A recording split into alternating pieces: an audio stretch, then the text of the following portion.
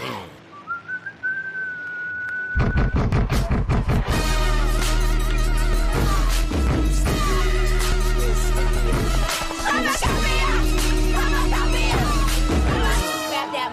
that mop. I got something.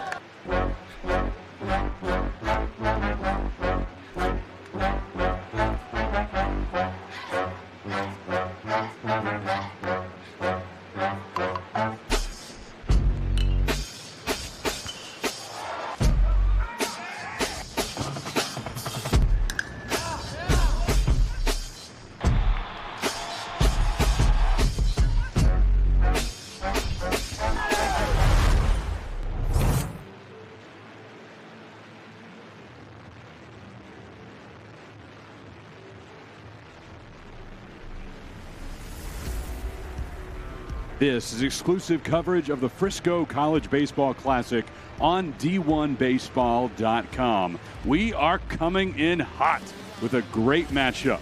The number 2 team in all the land, the LSU Tigers, facing the Kansas State Wildcats. He is Ben McDonald. I'm Chris Majakowski.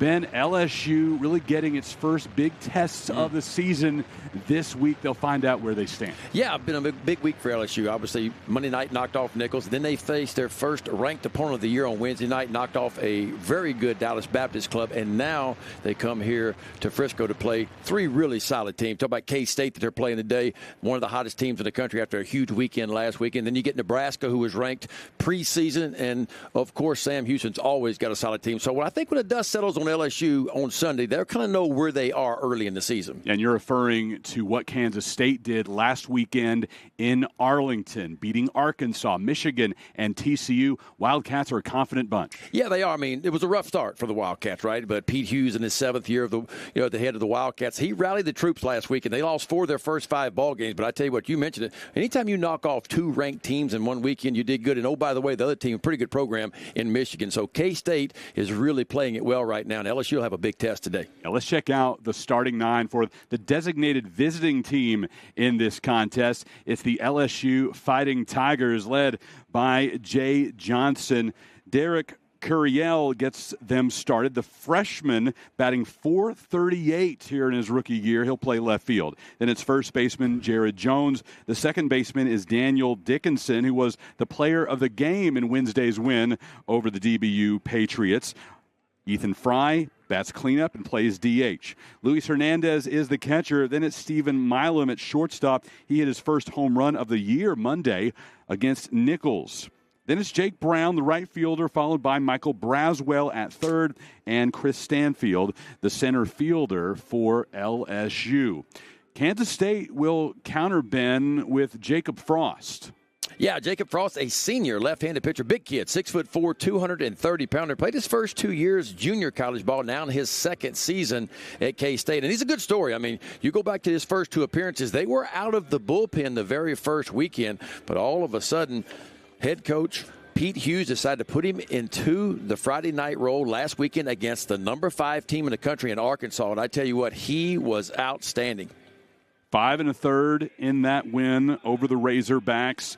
Just 2 runs on 4 hits with 6 strikeouts. He was pulled after giving up a couple of solo home runs in the bottom of the 6th, tied the game, so no decision for Frost in that one. Our umpires today, presented by Eye Care Avenue. Mike Morris is behind the plate. Seth Buckminster up the first base side. Scott Kennedy in the middle. And Eddie Newsom down the third base side.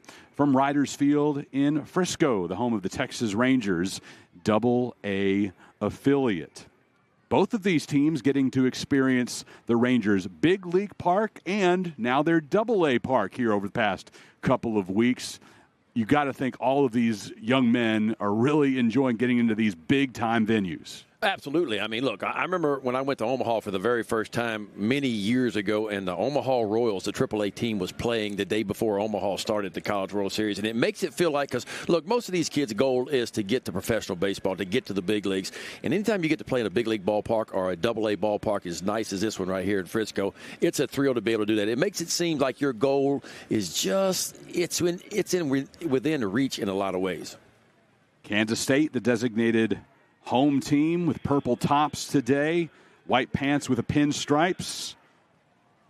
LSU in the all grays. Eric Curiel, a freshman in the leadoff spot for the Bayou Bengals. Just as highly skilled of a player, Ben, as you can get to actually come to a college campus. Yeah, look, he was one of the top kids coming out of high school, and wanted that college experience and turned down a lot of money to come to LSU, and it's an advanced approach if you watch him, and that's why he's in the leadoff spot for LSU. Typically does not chase many pitches at all. You would never know he's a freshman by the at-bats he takes. Now, there's not a ton of pop there, but he will use the backside of the field. He'll spray the ball around. Catches the low part of the zone from Frost at 91. Yeah, Frost has got a good arm. I mean, fastball is supposed to be, 91 up to 95. Got a curveball, a slider, and a changeup as well. Missing in the dirt.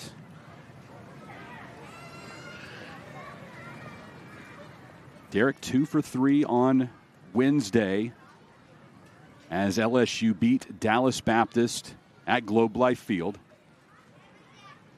His 5th multi-hit game. 1-2 pitch into left. Kyan Lotus drifts back and then comes in to make the catch. Gives a chance to set that Kansas State defense behind Jacob Frost. Lotus in left and Micah Dean in center. Nick English is playing right for the Cats. D. Kennedy at third. Maximus Martin plays at shortstop. Shintaro Inoue is the second baseman for K-State. David Bishop at first. Bear Madliak catching Frost. Garrett Jones for LSU in the 2 spot. Another Bear. So we got 2 Bears in this one. Bear Madliak catching and Bear Jones at the plate for the Tigers. Hopefully won't have any bear fights. Well, Jared Jones had a big year for LSU last year. 28 long balls on the year. Hitting .474 on this young season over the last 5 games. With 2 doubles and a homer, 10 RBI. .414 on the year altogether.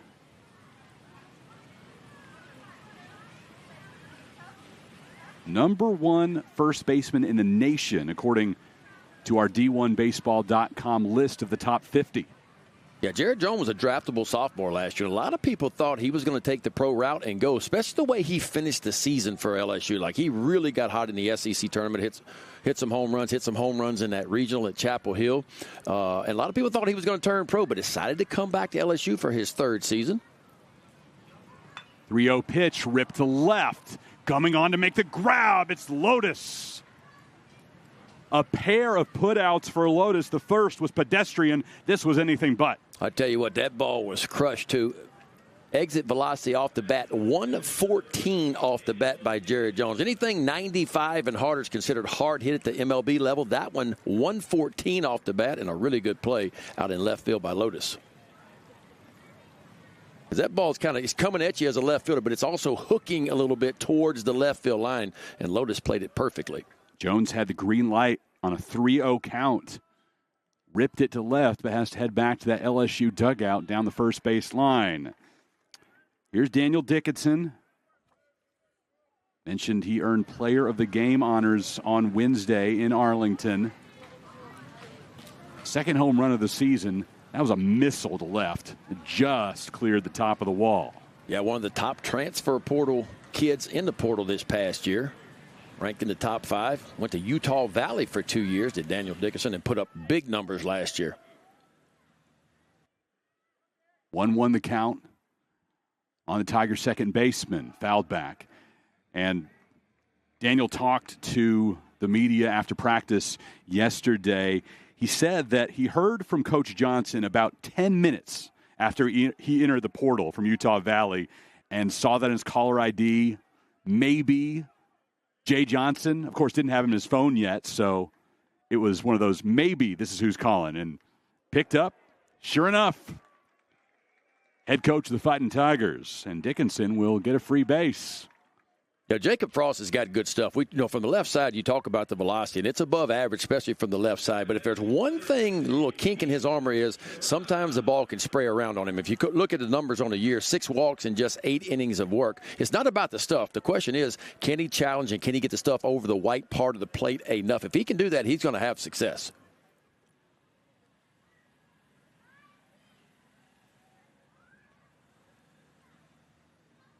Ethan Fry,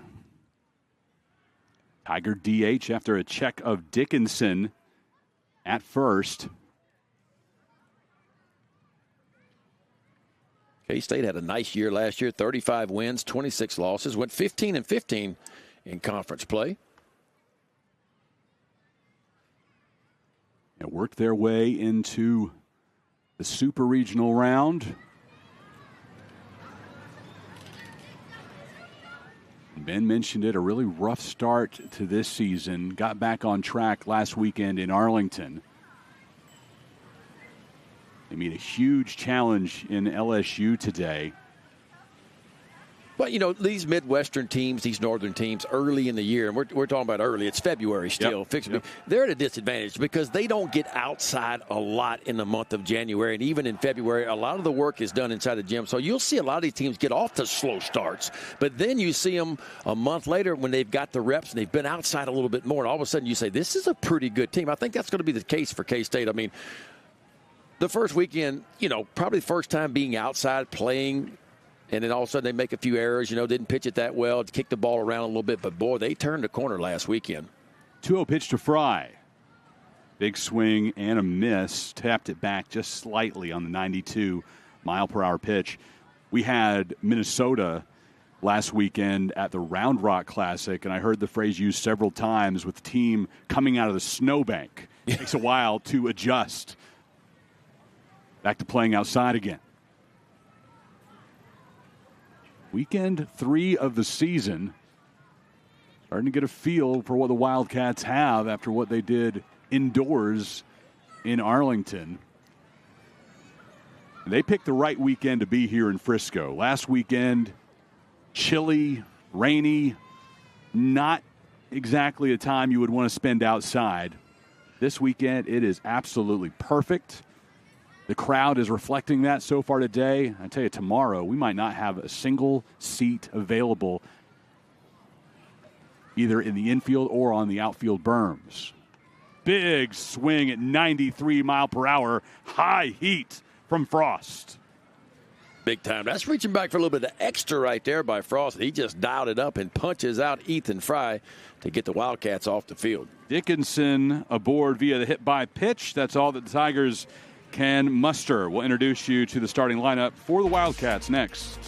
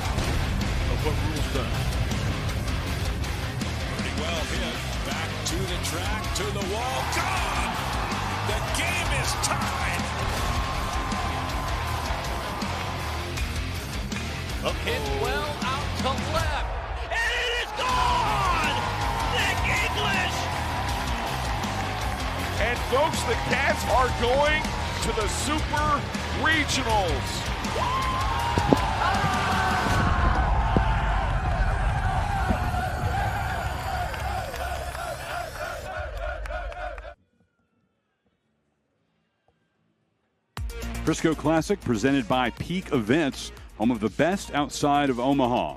Download the official Peak Events app or follow Best Outside of Omaha, the hashtag on social media. Whenever you're talking about the tournament, use that hashtag. Let's go into the starting 9 for Kansas State, coming in at 4-4 on the season. Micah Dean leads things off, the freshman hitting .200. Then it's Kyan Lotus, the junior left fielder. D. Kennedy playing third base, batting in the 3 spot, followed by Seth Dardar, the lone Wildcat with multiple home runs on the year. He has 2 of them. Nick English plays right field. Then Bear Madliak at catcher. The second baseman, Shintaro Inoue, that's in the 7 spot. Maximus Martin at short, and David Bishop rounds things out, the senior playing first base for K-State. Cade Anderson on the bump for LSU, and Jay Johnson, Ben, just could not stop raving about the makeup of this young man, both in character and in ability on the field. Yeah, it's next level. And as a kid last year, in his true freshman year, only pitched 38 1/3 for LSU. But he's made some gains. He's picked up a new pitch. He's got a slider. Last year was fastball, curveball, changeup. This year it's fastball, curveball, slider, changeup. And some people will tell you maybe the slider is the best secondary offering. So he's plugged into that Friday night role, and he has not disappointed to this point. 2 starts, he's 2-0 with a 1.74 ERA. And how about this? 16 punch-outs in just 10 1/3 with only 3 walks to go along with it. So the command has been really good at this point. Bringing 92 mile per hour on that one, missing outside. And the slider largely developed because of the work he put in the weight room, able to turn it over more thanks to that dedication in the offseason. Dean is aboard with a leadoff walk. Yeah, it was a pitch, the slider. Talking to Nate Yeske, the pitching coach for LSU, that he tried to get into the ball games last year. He just never really could get a feel for it to bring it into a ball game, and he changed the grip a little bit in the offseason, working on it, and finally he was able to start landing it, and it's been a big pitch for him. Here's Kyan Lotus after Dean reaches on a leadoff walk on 4 pitches, and finally Anderson able to find the strike zone. Man, the first inning, I'm going to tell you, I've always said this, the first inning for a starting pitcher to me is the most difficult one. One, you're facing the best team's hitter right out of the chute. Like, you got to go through 1, 2, 3, 4 right away. And then what you had in that bullpen doesn't necessarily translate to the game now, because you can't produce that adrenaline flow that you get when the game starts down in that bullpen. You think you got good stuff, or you think you're spot on and something's working, and all of a sudden there's a little bit different adrenaline flow when the game starts. We have this TrackMan technology up in the booth, Ben, which I love to reference, especially when fans get upset with calls. We can tell you what the robot umpire says. Knocking back a bunt foul. That last one, some Tiger fans got a little upset, and I can tell you that according to the robot ump, it would have been a strike. And you're seeing that. You saw this down in Sarasota, where players now have the chance to challenge it. We've had it in the minors for a little while, now in the majors during spring training where they can tap the helmet. We don't have that in the college game, but I can tell you whether or not the robot umpire would say strike or ball. 1-2. Yeah, the college strike zone typically has always been bigger than the MLB strike zone. And honestly, it needs to be bigger, because if you look at the offense that's being put up across college baseball the last 2 or 3 years, like, the hitters have absolutely dominated the game. We're hitting more home runs, hitting for a higher average. All those things are going on, then really even better than what the Gorilla Ball days were many, many years ago. So I'm okay with a little bit bigger, because it's always been. And look, the truth is why we have that is college pitchers just aren't as accurate, aren't as quite as good as the major league pitchers. So you typically give them about a ball off the outside edge. Swing and a miss by Lotus. First K of the day for Anderson. Here's the defense backing Anderson up for LSU. Curiel, Stanfield, and Brown from left to right in the outfield. Then it's Braswell, Milam, Dickinson, and Jones in the infield. The Tigers come in fielding 980 on the year, which is a good number. And Jay Johnson was on record earlier saying, hey, our defense was pretty good last year, but I think we can be even better this year. Now, he's shaking it up a little bit. Milam, you see out at the shortstop position, he's going from second base to shortstop. Braswell has gone from shortstop over to third base for the Tigers, so a new position for Braswell. And, of course, Daniel Dickerson, the transfer, occupies second base for LSU. So what you really have in that infield for LSU is 3 shortstops, because Dickerson played a little bit of shortstop in college as well. Hernandez, the backstop, and they've got him throwing down to second. Dean retired his leadoff walk Does K-State no good? Well, Cade Anderson kept picking. They knew something was on. Of course, when you're running off a left-handed pitcher, you're going on first move. As soon as you pick your leg up, the pitcher does. Micah Dean was off and moving, and a really good throw over from Anderson over to Jared Jones. And I love how he came forward, Jones did, and grabbed that ball, created a throwing lane down to the shortstop, Milam, to pick up the second out. Back to work on D. Kennedy. Last weekend helped the Wildcats seize momentum in their win over Michigan. 3-run burst for K-State, back-to-back home runs for Kennedy and Seth Dardar. That's off the plate, according to Mike Morris, and the robot ump agrees, Ben. So with the robot ump, is it like tennis? If the ball actually catches, even though it's outside, but it actually catches part of the strike zone, is it considered a strike by the robo? Okay. Yes. In the games that you saw down at Orioles camp, how often were they going to this? I mean, the rule is you get 2 a game. Yep. Each team gets 2 a game. Now, if you get your challenge right, you retain that challenge and you get it back.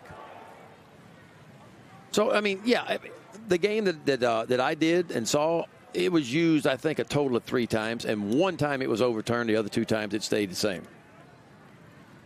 That one did catch the upper part of the zone, according to the robot. And that's just for discussion. Obviously, Mike Morris, he is the only one that matters. His opinions, real, live, breathing human being behind the plate. Yeah, that's interesting. I mean, you mentioned it's in the minor league system. I don't know if it ever goes to the major leagues. They're trying it in spring training. They say they're not going to use it in regular games this year, but there's talk potentially of giving each team a couple chances next year in Major League Baseball. So we'll see how it goes. Got him on the 3-2 pitch. A couple of strikeouts for Anderson in the bottom of the first inning. He faces the minimum after issuing a leadoff walk to Dean, who was caught stealing. We are scoreless through 1 complete. At the Frisco Classic, Riders Field. This is game 1 of 6 on the weekend.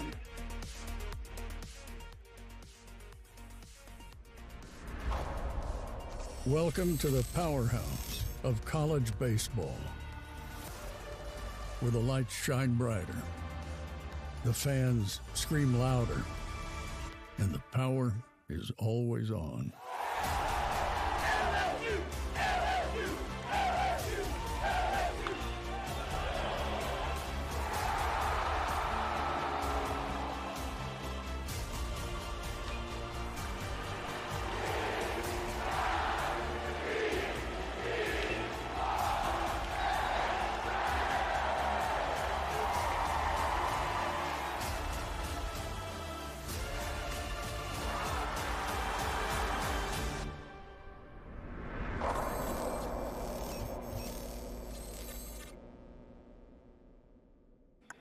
Spin rates? I'll keep it up. D1Baseball.com, the exclusive home of the Frisco College Baseball Classic. No one covers college baseball like D1 Baseball, covering every game from coast to coast. D1 Baseball is the resource that no college baseball fan can be without. In addition to the live streams of all 6 games in Frisco, Aaron Fitt is also here on location, so you'll be able to read his material from these contests. Kyle Peterson also in the house today. He'll head out to Las Vegas tomorrow, checking in with both Peak Events tournaments. I need to get the report, Ben, from last night with Mike Farron and Mike Rooney. Well, first of all, we got to check to see if they're in jail or not. Are they in jail? Jail is the first question. Second question is how much of their game check for the weekend is gone? Yes. Is any left? Do they have any money left, and how many adult beverages were consumed? Luis Hernandez, Stephen Milam, Jake Brown due for LSU right at D. Kennedy for the first out. All of the Las Vegas Classic also available right here on D1Baseball.com. They get started about 2 hours after we do. We'll open with Texas Tech and Illinois, and then Washington versus Texas. Longhorn faithful out there. I've heard many reports of burnt orange lining the strip. That fan base will travel, I'm going to tell you. Well, Frisco has been painted purple by fans of these two teams. Now, of course, Texas in the SEC this year for the first time. Oklahoma comes over, so a 16-team SEC conference now. And at the end of the year, a single elimination tournament. Different world in Hoover. Shintaro fighting the sun will bring it in. Well, so far, Jacob Frost has been really good. Again, if you missed the open, I mean, he began the year for K-State, began the year in the bullpen, pitched twice opening weekend out of the bullpen, pitched well enough. All of a sudden, he got an opportunity last Friday night against the number 5 team in the country in the Arkansas Razorbacks and pitched really well in the starting role. And here he is plugged in again against yet another top 5 team in LSU. Facing Jake Brown, right fielder. Sophomore is hitting .381 on the season. 3 doubles as part of his work so far. And when he reaches, he can turn a single into a double. He has, or a double into a triple, a few stolen bases already. Grounded that one at Shintaro. And a 1-2-3 inning for Frost, working through this LSU order efficiently. We're through 1.5 at the Frisco College Baseball Classic. K-State will send up Seth Dardar to get things started in the bottom half of the frame.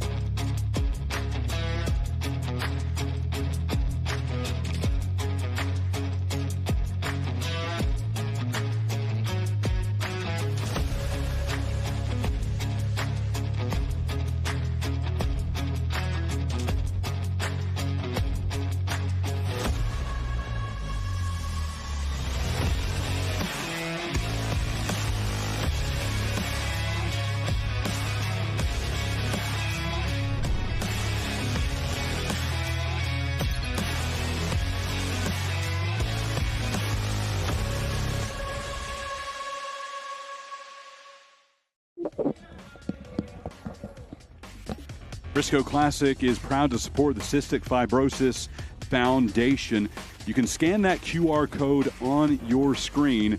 Make a donation to help us add tomorrows to those living with the disease. If you're not a QR code fan, you can also go to friscoclassic.com. You'll see that place to donate in the upper right-hand corner of your page. And just a little bit down your screen, top level, you'll see a link to the CFF silent auction. Ben and I will keep up with this throughout the weekend. The bids coming in for autographed baseballs from all 4 of these teams, plus big trips. Ben, and last week when Mike Harge and I were in Round Rock and it was freezing, and these trips looked really appetizing. Right now, I like where we are in Frisco. Well, you couldn't order better weather than this. No. We're still in the month of February, but I'll tell you what, you can tell spring is almost here. You wouldn't have known it last weekend. No. At the time last weekend, we were looking at these silent auction items. Trips to Antigua and Barbados looked really inviting. Yeah.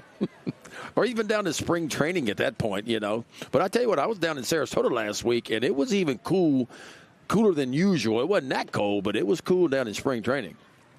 Cade Anderson with a couple of strikeouts in the first inning. Seth Dardar trying to be the first Wildcat to reach via a hit. Micah Dean did to lead off the first with a walk. That one missing. Yeah, Cade Anderson wanted that one. You could tell he thought he threw a strike on that one. Got low in the zone. I'm not going to call Mike Morris out every time, but the robot ump did say should have been a strike. 2-1. Got him to swing around on that. Count even at 2-2 to Seth Dardar. Yeah, it's definitely been a little bit smaller strike zone than what you typically see in a college game. And you can see Jay Johnson at the top step of the dugout right now. He's barking a little bit of home plate umpire Mike Morris. Yeah. Got him looking. Dardar will sit down, and that is 3 consecutive strikeouts for Cade Anderson. Well, we talked about Anderson, and he's racked up the strikeouts. First 2 starts, 16 of them in 10 and a third, and 3 in a row, as you mentioned. Walked the first batter of the game, and it's been 3 consecutive strikeouts after that. And just throws a really good breaking ball right at the bottom of the zone. Can't throw one any better than that. Nick English will step in for Kansas State. In the Wildcats' last game, a Sunday victory over TCU. He went 2 for 5 with a double and a run batted in. Now, you mentioned K-State last weekend, 3-0 on the weekend. I tell you what, the offense was good, scored 18 runs in 3 games, but the pitching staff is what really picked it up. I mean, 2 ranked opponents, and yet they only allowed a total of 5 runs to K-State in those 3 games. So they had it working on both sides of the ball last weekend.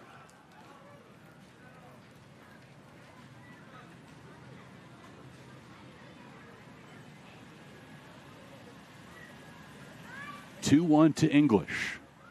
Trying to call for time. Morris didn't give it to him. Well, I mean, that's the rule, right? I mean, just because you ask for time doesn't mean the umpire has to grant time. Pete Hughes would like to know why. It came as Anderson was beginning his windup. Yeah, once a pitcher starts, I mean, I'm in favor of the umpire. I don't want to stop a pitcher because of injury, or potential injury, stop him right in the middle of his windup, you know. So it's kind of like when you're driving and you put your blinker on. That doesn't give you permission to get into the next lane. You're asking permission, if your blinker is on, to change lanes. Try to get another look at that, see if I have the timing right of when English's right hand came back to ask for time here.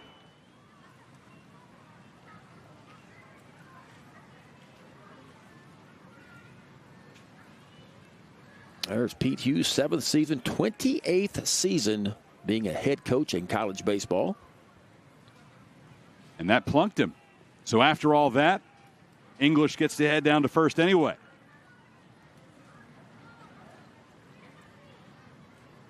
Anderson allowed a walk in the first, and now a hit by pitch here in the second. Bear Madliak will try to bring English around.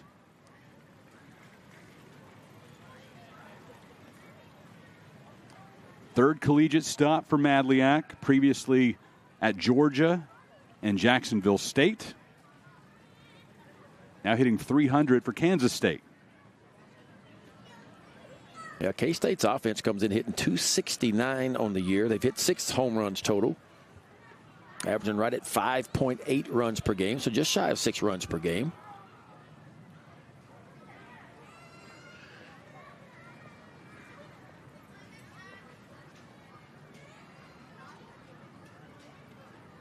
Now time called, and LSU faithful taking exception to it.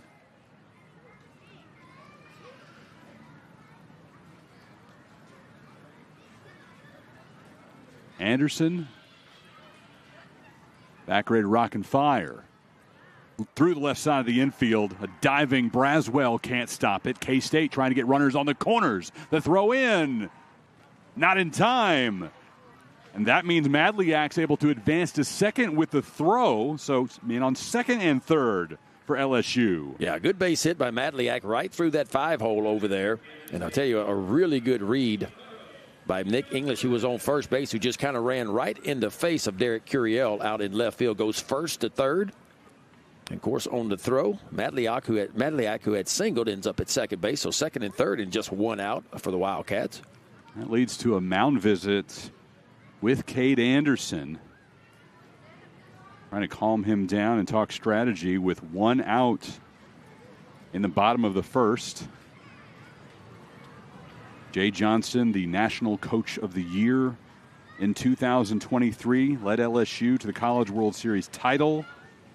Before LSU, 6 seasons at Arizona, and that's where he first experienced this Frisco College Baseball Classic and really fell in love with the atmosphere here, with the organization, from peak events, and really from that day forward, he pledged that he was going to bring his teams these peak events tournaments as often as possible. That Arizona team of Johnson's won the first Frisco Classic back in 2017. Yeah, I mean, Jay Johnson had a lot of success at Arizona. He was there for 5 years, 2 College World Series appearances.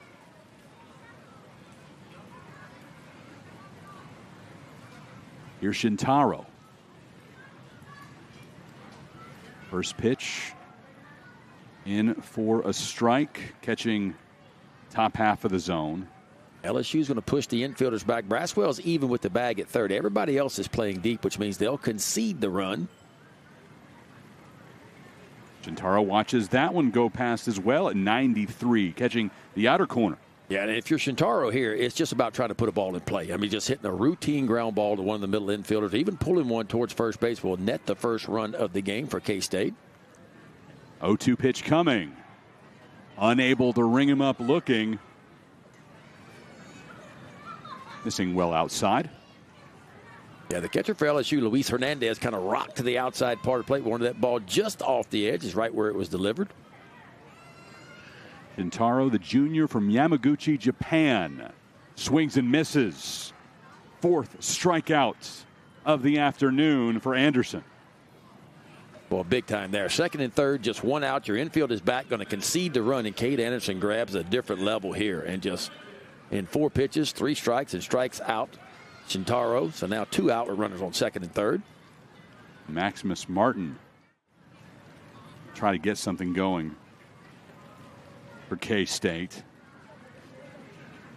Last time out for the Wildcats on Sunday, Martin drove in a game-leading 3 runs batted in. He went 3 for 5 against the Horned Frogs with a double and a run scored.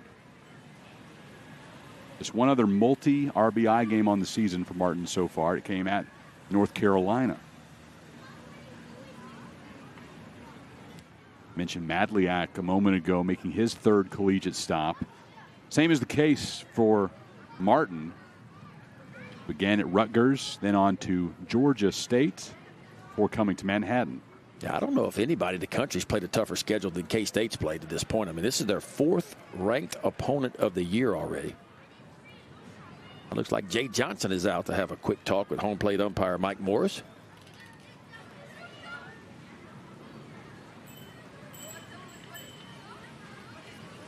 Now loading it up pretty well is K-State, and taking on the challenges of playing at that Globe Life event.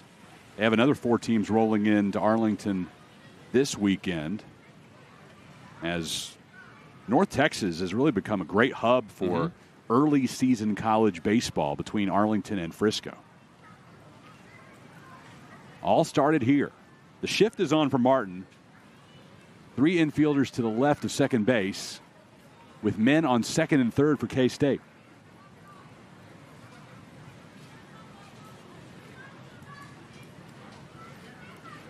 A lot of room to work with if you can go oppo here. 2-1 pitch. Fouled off on the roof of one of the luxury suites down the first base side.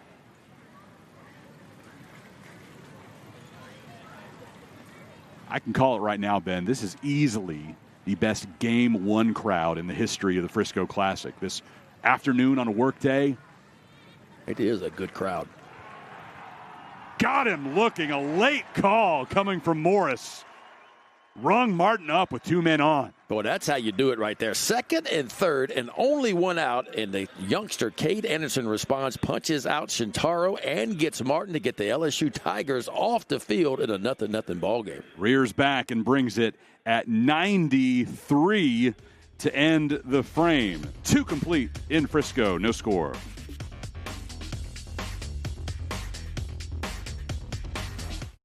We have a beautiful hospital, a hospital that was designed not to look like a healthcare facility. It has a warm and welcoming environment for our guests and our patients that come in, but it's really what's inside that building that makes the biggest difference. We have a dedicated group of professionals here that have been going above and beyond for this community for the past 2 years since we've been open, and really have a passion for providing outstanding care in a warm and welcoming environment.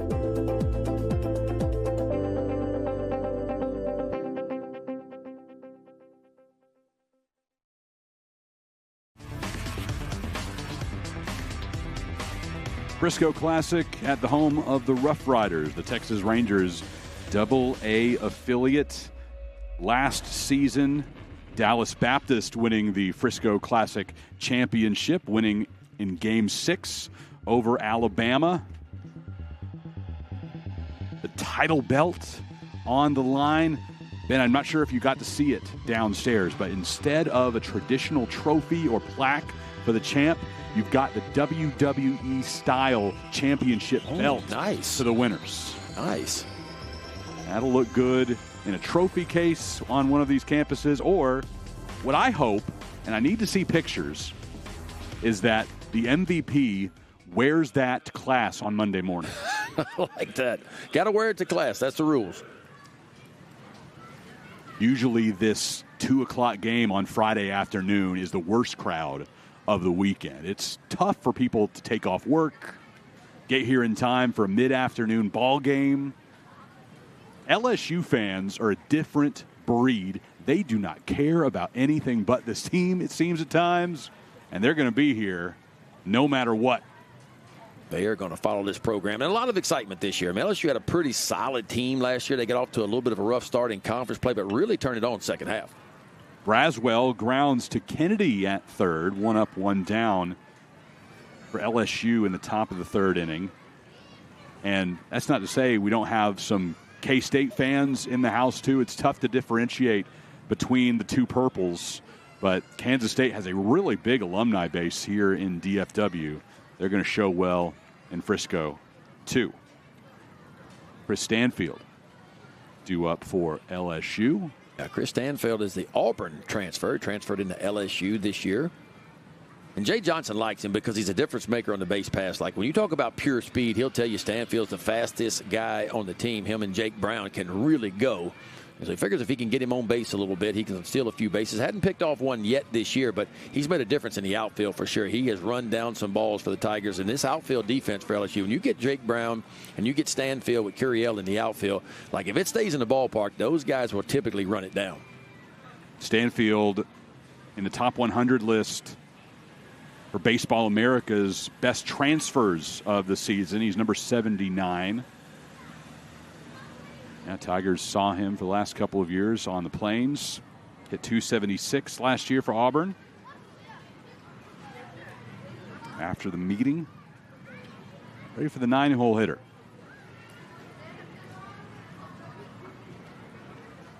First delivery coming from Frost. Catches the outside corner.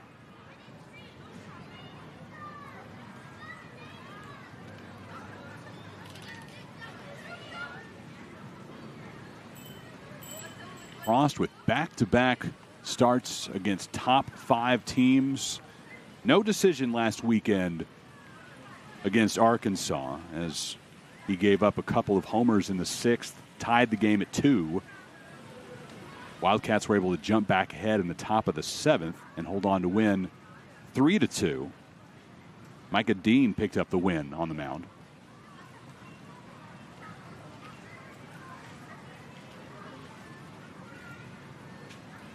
Ramping up after getting 8 weekend starts last year. Now the Friday night starter. He has earned this role from what he did against the Razorbacks and can really cement it with a big outing today. So far, so good. Yeah, so far this year he's been much better. Allowed 9 home runs last year in 2024. You mentioned 8 starts, 14 appearances. Here's the 3-1. Missing away. First walk issued by Frost.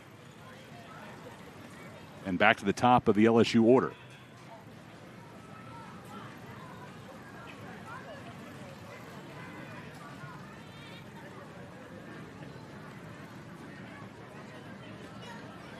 Curiel really put a lot of emphasis in the offseason on gaining power and strength.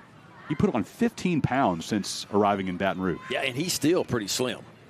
And Jay Johnson thinks the power is going to come. Like, he thinks as he starts to fill out the next year or two that the ball's going to come off the bat pretty good. Check over to first. They love the approach. They love how he takes pitches, and that's why he's in the leadoff spot right now. You don't normally see true freshmen at Power 4 conferences hop in and get into that leadoff spot, but that's what Jay Johnson thinks of Derek Curiel. Shift is on against the Tiger left fielder. 3 infielders to the right of second base. D. Kennedy, the third baseman, has moved a little bit further than he would normally would towards second, about a third of the way there.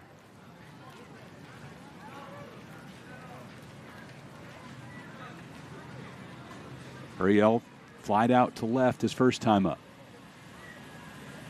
A back-to-back putouts by Kyan Lotus to begin the game. He hasn't seen the ball since then. A routine fly out to begin, and then a line shot from Jones. 1-0. Right down the pipe at 89. Yeah, Lotus out in left field, who collected the out off Curiel, first batter of the game, is playing really deep. I mean, he is deep opposite field.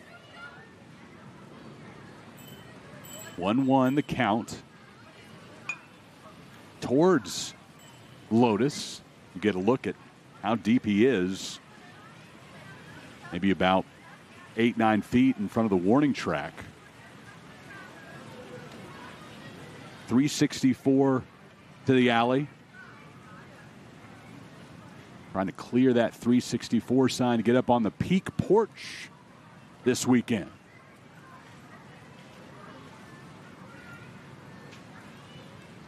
The best home run calls of my career, though, Ben, have all come here because of the splashdown home runs beyond the right field wall. Kind of reminds me of old Kauffman Stadium in Kansas City, where the waterfall goes all the way around from left center to right center.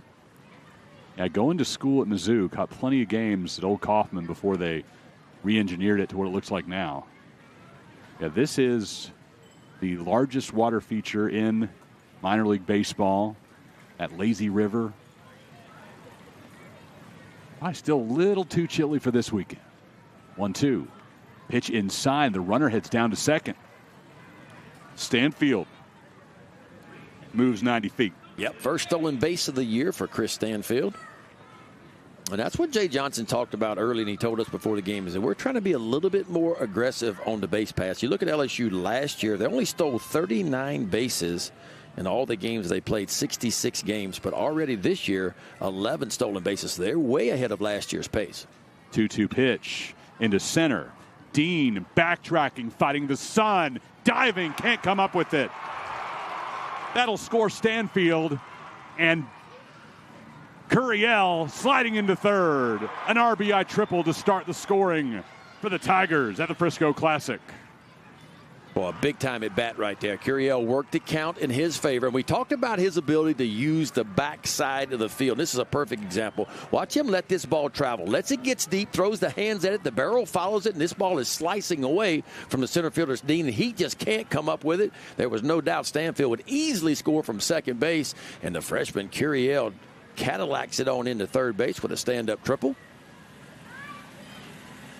His first collegiate triple to go along with the 2 doubles and home run that he has in his freshman season, his 8th RBI.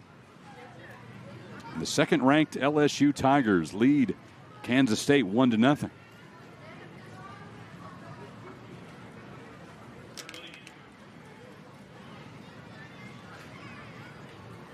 Last weekend at the Round Rock Classic, there were more incredible defensive plays than I think I've ever seen at one of these peak tournaments, which made me conditioned to think that Dean would make that catch. And Jones is aboard with an intentional walk leading to Dickinson. Yeah, and I think this is what's going to happen to Jared Jones a lot this year until somebody behind him really starts to scorch the baseball. They're going to walk Jared Jones, and why wouldn't you? I mean, he hit 28 home runs last year. So anytime an opposing team gets an opportunity, the problem is Dickinson has been really good. 15 RBIs already on the early season for Dickinson. Lays down the bunt to the right side. That'll score another run for the Tigers. Successful sacrifice by Dickinson, and Curiel comes home. 2-0 LSU. Well, just to go to show you how this LSU offense is a little bit different than what it has been the last 2 years. It's an offense that's probably not going to hit a ton of home runs. LSU the last 2 years has averaged 130 homers a year. Probably won't get there this year, but very rarely will you'll see the 3-hole hitter step up with runners on first and third and put a bunt down like that. But that's the new offense of LSU and Jay Johnson this year. Here's Fry. Little number to the first baseman. Bishop steps on the bag. And that does it for LSU. They played a couple of runs in the top of the third inning. Some fireworks off the bat of Derek Curiel. LSU claims an early lead over Kansas State.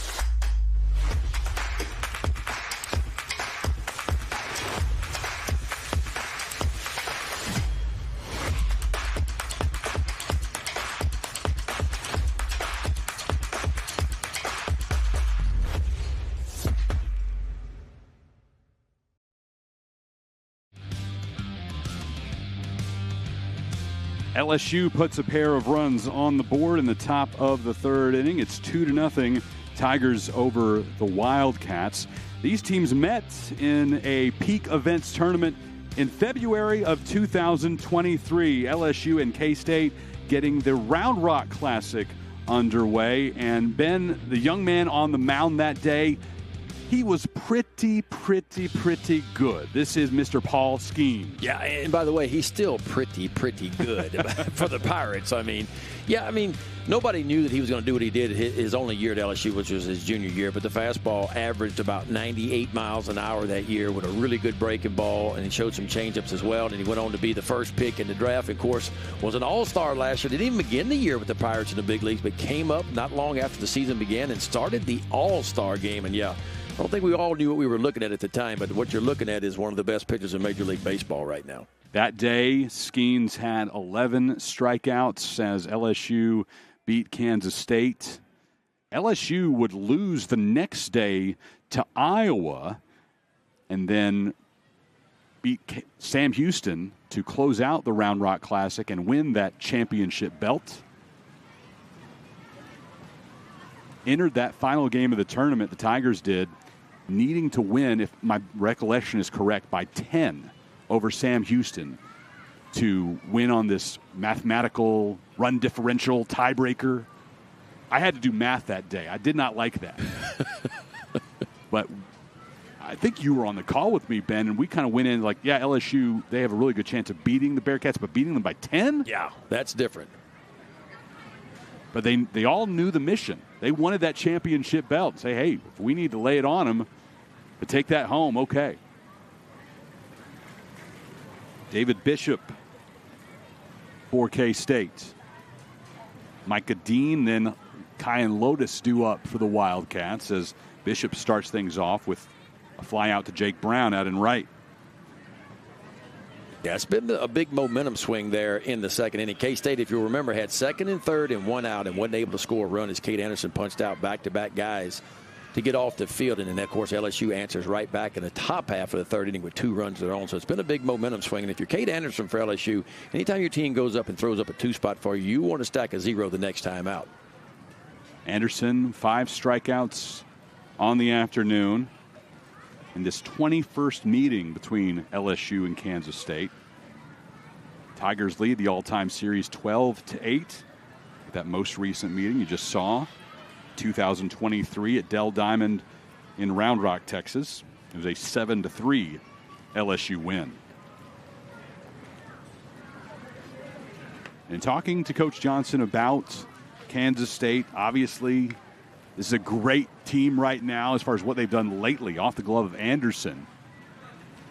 And getting it over to first, sticks with it to make the play over to Jones. Yeah, that was a rocket right back to Cade Anderson off the bat of Bishop. And it actually hit in his glove and it kicked behind the mound. But Cade Anderson, a really good athlete, goes and gets it and throws it a little bit low over to first base. And Jerry Jones digs it right out of the dirt. Watch this bullet. I'm talking about right back at you. In the glove and out it goes. But Cade Anderson sticks with it and watch the play on the back end. A nice play by Jerry Jones. Leads to Kyan Lotus. And to finish the thought about Coach Johnson's perspective on Kansas State, playing great of late. The word he used was storming the castle last week, going into Arlington, beating 3 really good teams handily. Of course, a lot of respect from one side to the other between Coach Johnson and Coach Hughes and vice versa. Yeah, Coach Hughes been around a long time. Jay Johnson's coached some big-time programs. 0-2 pitch, fouled back by Lotus. I mean, these are good tests. I mean, look, everybody's trying to figure out, and that's what Jay Johnson is doing. That's what Pete Hughes is doing, the head coach for K-State. They're trying to figure out, as conference play looms just a couple of weekends away, they're trying to figure out, okay, who gives me the best chance of win? Still filling out some bullpen pieces and maybe some starting pitcher pieces as well, and some actual position players as well. And that's what you kind of use the pre-conference schedule for, is to try to figure out, okay, who's my best 9? Who gives me the best chance of winning as you get into conference play? And, of course, as you walk through conference play, too, things can change in conference play as well. 1-2 the count. Nearly had him, just missing. And we can get into this later. We don't do it with 2 strikes and 2 outs, to be sure. But the scheduling philosophy for a loaded SEC, how much do you really have to do? The left side of the infield for Milam. And over to Jones. A 1-2-3 inning put together by Cade Anderson. He's faced 2 more than the minimum through the first 3 innings of this one. And the Tigers lead 2-0 in Frisco.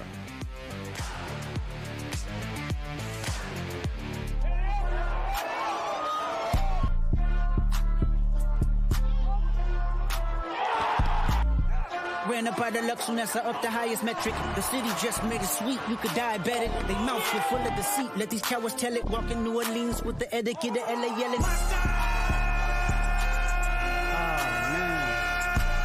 Second bad, but somebody gotta do it. Got my foot up on the gas, but somebody gotta do it.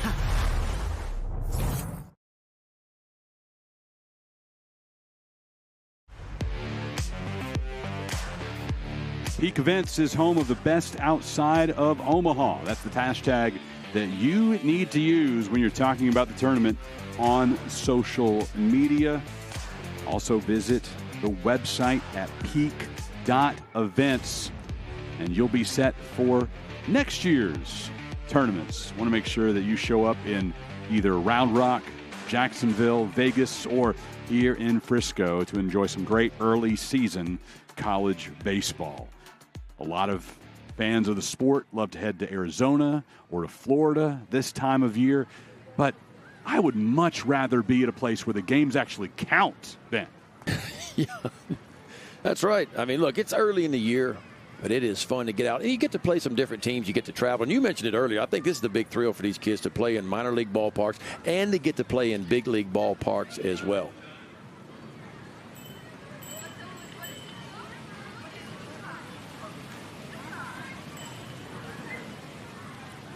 Luis Hernandez now, the Tiger catcher, who lined out to third to begin the second inning. Infield is deep along the left side for Hernandez, and up the middle, the second baseman Shintaro now just playing a few feet to the right of the bag from our perspective.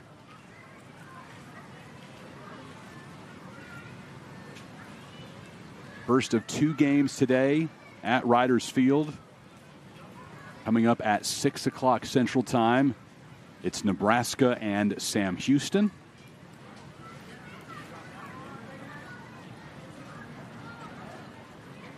A lot of connections between those 2 programs. We'll get into those storylines as Mike Harge will join me for the late game here on D1Baseball.com.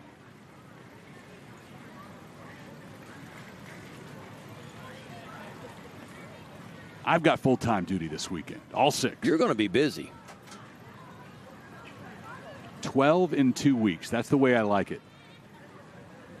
Full load in Round Rock last weekend. 6 more this weekend in Frisco. We were hoping to have 7 games last week in Round Rock. Rounded to Kennedy and brought in by Bishop to retire Hernandez. Houston and Oregon State were scheduled to play a midweek last week in Round Rock. And I mentioned how cold and nasty it was Friday and Saturday. Wednesday it was even worse. And there was no game played that afternoon. I tell you, though, one team wanted to play. And I won't say who, but you go back on social media and you'll see videos from a certain team that wears orange and black. They were out there practicing when that game would have been held. Just usual weather for them. Right. They wanted to get the game in.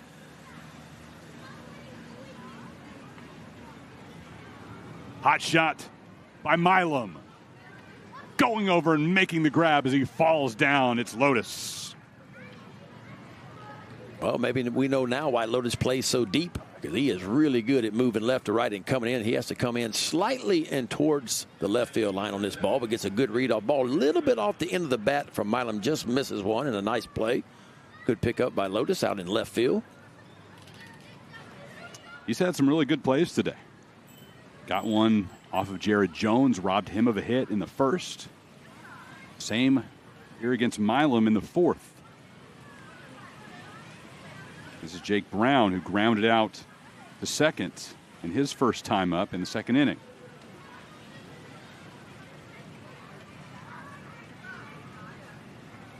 LSU making it a full experience here in Dallas-Fort Worth. Came up a couple of days earlier than the other 3 teams, as they had a Wednesday matchup with Dallas Baptist at Globe Life Field in Arlington. Now 3 here at Riders Field. Yeah, busy week for LSU. 5 games in 1 week early in the year. That's a lot. Took on Nicholls State on Monday night, DBU on Wednesday night, and then, of course, get a game today, tomorrow, and Sunday. And the shift now on for Brown with 2 strikes. Biggest issue with that, Ben, is now you might be a little pressed out of the bullpen this weekend with exhausting some arms Monday and Wednesday. Bishop tosses it to Frost, and Frost can't beat Brown to the bag. Yeah, just a little of a mental lapse for Jacob Frost, the senior left-handed pitcher for the Wildcats, and he hesitated just enough. And Jake Brown can really pick him up and put him down, and he was sniffing an infield hit right there. And you can see, watch this, little bit of a hesitation, and that's just enough. And look at Jake Brown get down the line. He just flat out beat Jacob Frost to the bag. We talked about the speed in this outfield for LSU, and Jake Brown can really go. Now Braswell waiting on the first offering from Frost. Brown,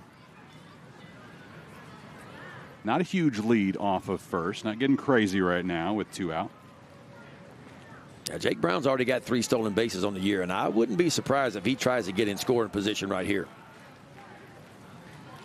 Modest lead as it stands right now. 2-0 the count to Braswell, who's still trying to get his bat going. Hitting 182.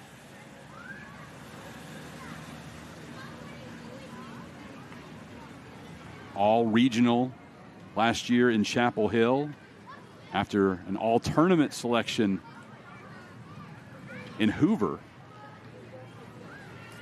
in his first year in the purple and gold. Yeah, and had his best offensive year. His third year to play in collegiate baseball was last year at LSU. Started as a freshman at South Carolina, was a freshman shortstop and a reliever. And then, of course, his sophomore year at South Carolina was a starting shortstop as well. Transferred to LSU last year, played shortstop. 3-0 pitch in the zone to Braswell. Highly regarded third baseman. Here on D1Baseball.com, he's ranked number 36 on our top 50 third baseman in the country. Got him at a full count now. Jacob Frost trying to pitch his way out of the inning after giving up an infield single to Jake Brown with 2 out. Full count, 2 out, man on first for the Tigers. Lifted to center. Dean, battling with the sun, brings it in. LSU leaves a man stranded at first base after Brown reached with a 2-out infield single. We are through 3.5 at the home of the Frisco Rough Riders. Tigers maintain a 2-0 lead over Kansas State.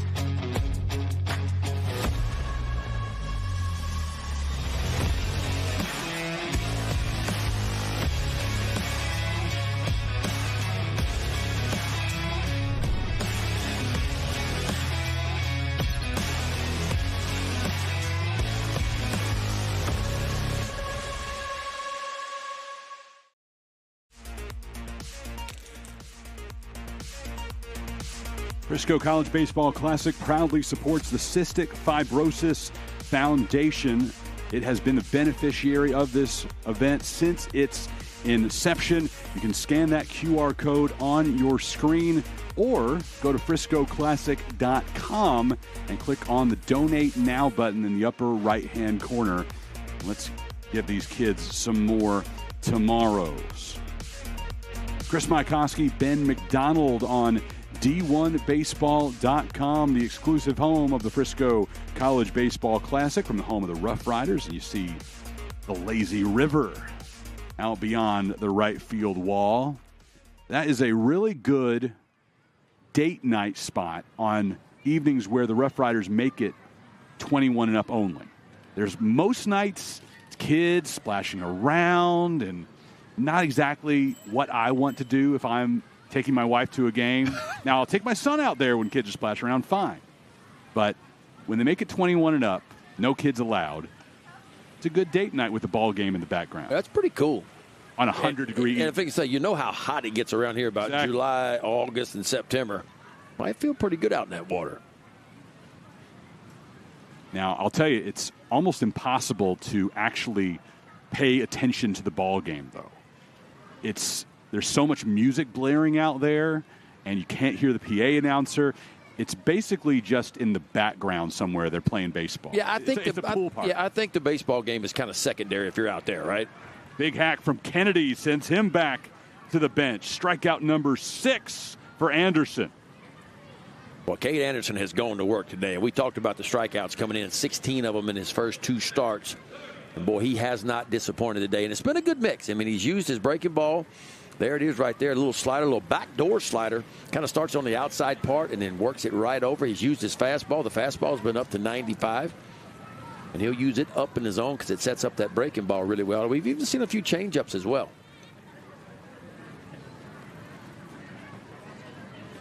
Seth Dardar steps in for K-State. He struck out looking back in the second.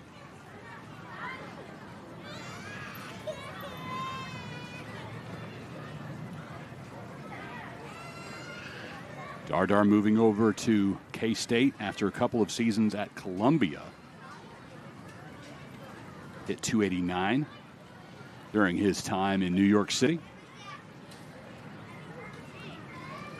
Takes a big hack here. And that's a tough matchup, lefty on lefty. Dardar obviously from the left side, Anderson from the left side. You got to really hang in there. When he starts that breaking ball at you like Anderson does from the left side, it is hard to keep your rear end in there. Big hack. Back-to-back strikeouts by Anderson. Boy, he has got that breaking ball working today.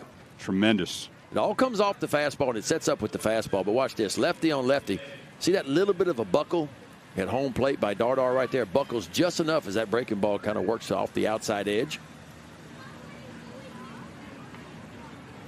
So Dardar has struck out in both of his plate appearances so far. One of the biggest bats in the Kansas State order. Entered the day with a .407 average.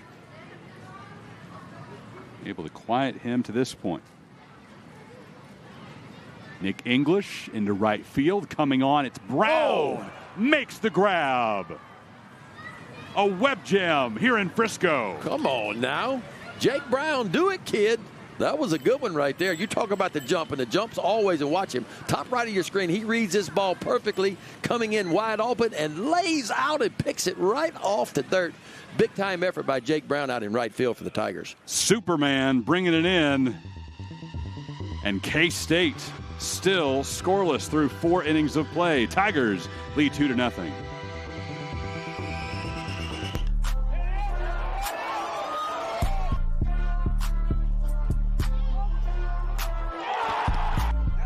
Ran up out of luck soon as I up the highest metric. The city just made it sweet, you could diabetic. They mouths were full of deceit, let these cowards tell it. Walking New Orleans with the etiquette, the LA yelling.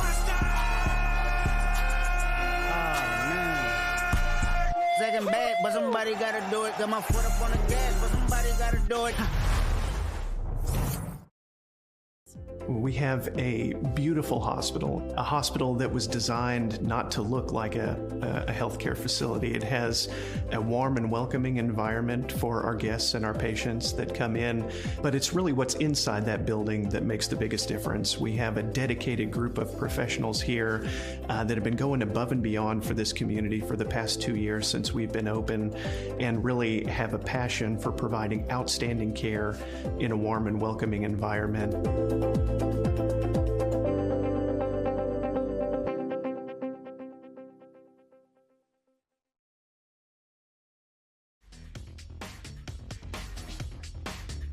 Frisco College Baseball Classic is presented by Texas Health Hospital Frisco. Texas Health Hospital Frisco is proud to provide the very best in healthcare with the quality of service that goes above and beyond your expectations. They've taken care of this community in its greatest time of need and will continue to do so in the years to come. Chris Mykowski, Ben McDonald on D1Baseball.com. Top of the 5th about to begin. It'll be Stanfield, Curiel, and Jones. Trying to get aboard with a leadoff bunt, but it goes foul.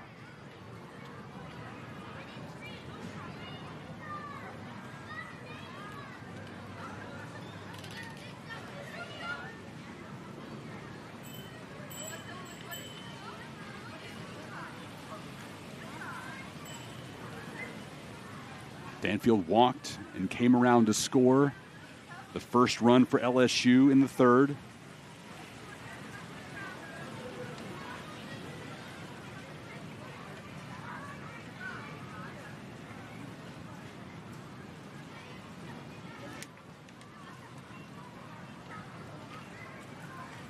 To the count.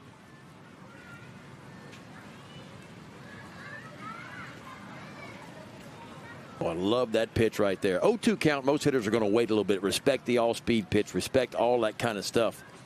Boy, a really good job of Jacob Frost. Just takes a four-seam fastball and just shoves it right to the inside part of the plate. Picks up a strikeout looking. His second of the day. Now through 4 1/3 innings of work, has given up 2 runs on 2 hits, 2 strikeouts and 2 walks. Pitch count is up to 57. Oh, a really good pitch right there. It is a tight zone now. Typically that ball right there is called a strike.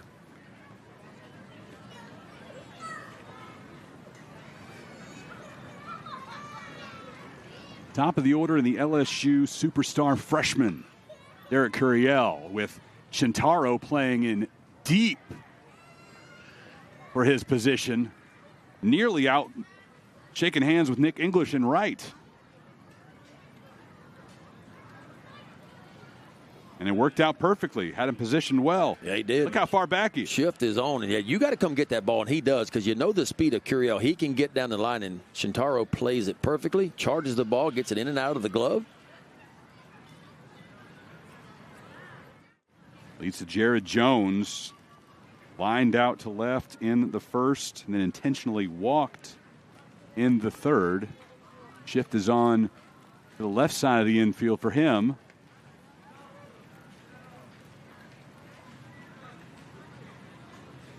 And with nobody on and 2 outs, he'll get a chance here. Yeah, but Jacob Frost will be careful. You have to against Jared Jones. He's really improved a lot the last couple of years. A lot of swing and miss in his stroke his freshman year. Although he was a freshman All-American, got a lot of play early for LSU, still hit 14 homers and didn't play a whole lot the back half of the SEC schedule, but really came into his own last year with 28 home runs and hit for a good average too, right at 300.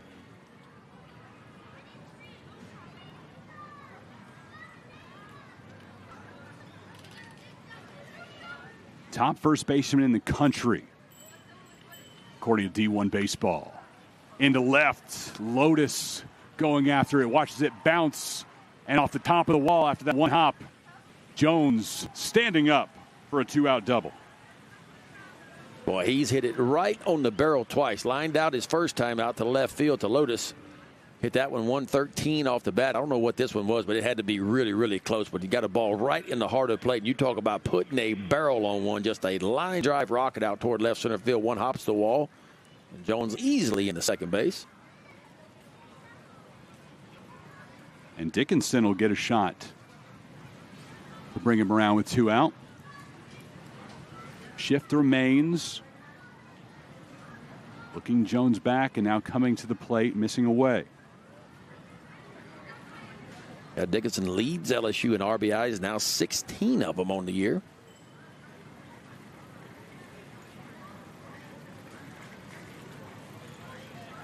Laid down a sacrifice bunt to bring home a run for LSU in the third. Well, that pitch right there could be the difference maker for Jacob Frost, and that's what he wants to do, is develop that changeup. The breaking ball is pretty good. The fastball has been really solid for him, and he's aggressive. I mean, he throws about 65% fastballs, and LSU knows that. So anytime he can take a little bit off like that pitch, it's going to be money for him. The 1-1 to Martin.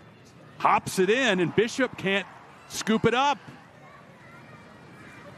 E6 on Martin. Runners on the corners for LSU, and Ethan Fry stepping to the plate. Yeah, I couldn't tell if this ball bounced or not. I know they gave the error to the shortstop, Martin. Let me get another look at this, because I'm not sure. It almost looked like the first baseman, Bishop, could extend it out a little bit more and caught this ball. We'll take a look here.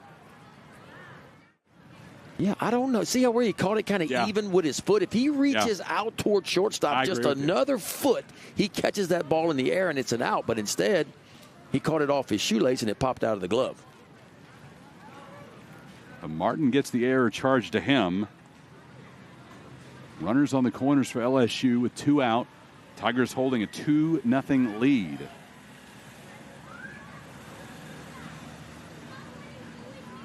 Fry struck out in the first, grounded to first in the third. .429 batting average for LSU.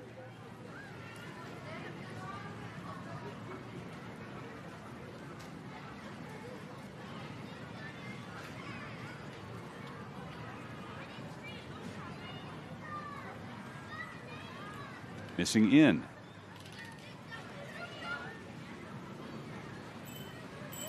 And be careful here. Because Ethan Fry's got big-time pop, and I would not be surprised at all if he's got the green light 3-0. One home run on his Tiger career. It came in the first midweek against Southern. And this time takes a free pass. The bases are full for Luis Hernandez.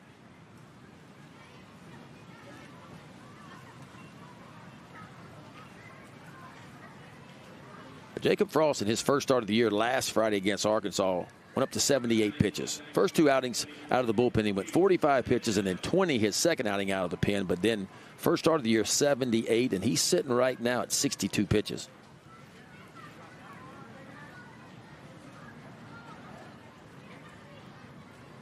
Now visit by Pete Hughes.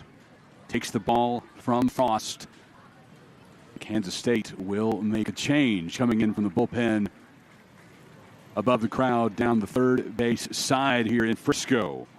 We'll tell you about the new pitcher in just a moment. He'll inherit a 2-out bases loaded situation in the top of the fifth.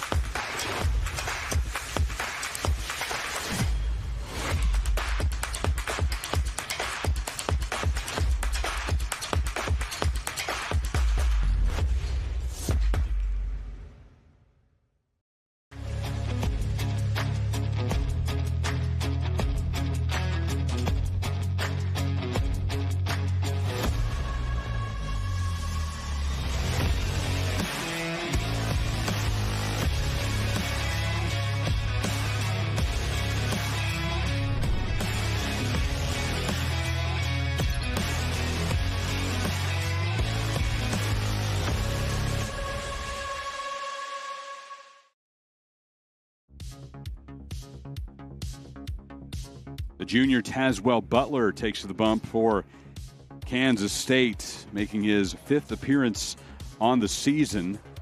Sunday against TCU, his latest outing. One inning of hitless, scoreless baseball. Just needed to throw 14 pitches in that win over the Horned Frogs to close out an undefeated weekend in Arlington. Yeah, 3-pitch mix for Butler. Fastball, curveball, and a cut fastball as well. Fastball, pretty good one. 90 to 94 is what the scout report says. Luis Hernandez will be the first man that he faces with the bases full and 2 out. Jacob Frost was able to retire the first 2 Tigers in this frame. And then Jared Jones with a 2-out double, followed by Dickinson reaching on a throwing error that extended the inning. And then Fry took a walk. And against the second-ranked team in the nation, you know that Kansas State is thinking we cannot have lapses. And that's what allowed them to do so well in Arlington last weekend, Ben. That fundamental baseball, the execution. You got to be clean. And when you play the top teams in the country, like LSU ranked number 2 in the country, you cannot give teams like this extra opportunities. When you get routine plays, you got to be able to make them. First pitch coming to Hernandez with the bases full. Yeah, Hernandez brings a lot of experience to LSU. He's a senior. Played his first 3 years at Indiana State, and boy, he had a big year last year. .359, hit 23 homers at Indiana State. Yeah, first team All-Missouri Valley Conference. 0-1 with the LSU chance coming up here in Frisco.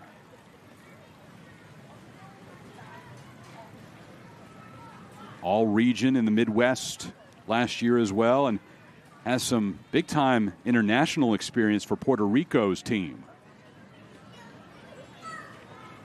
1-1. Tapped it foul. Yeah, and Hernandez brings a lot of experience, too, in postseason play, right? I mean, Indiana State kind of a sleeper mid-major, right? Couple super regionals in a row for them.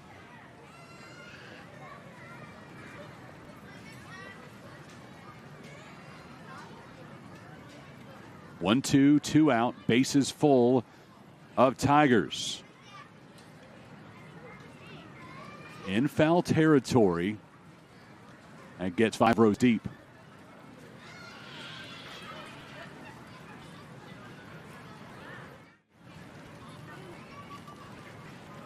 Well, most players were involved in fall ball on campus. Hernandez was in China playing for Team Puerto Rico.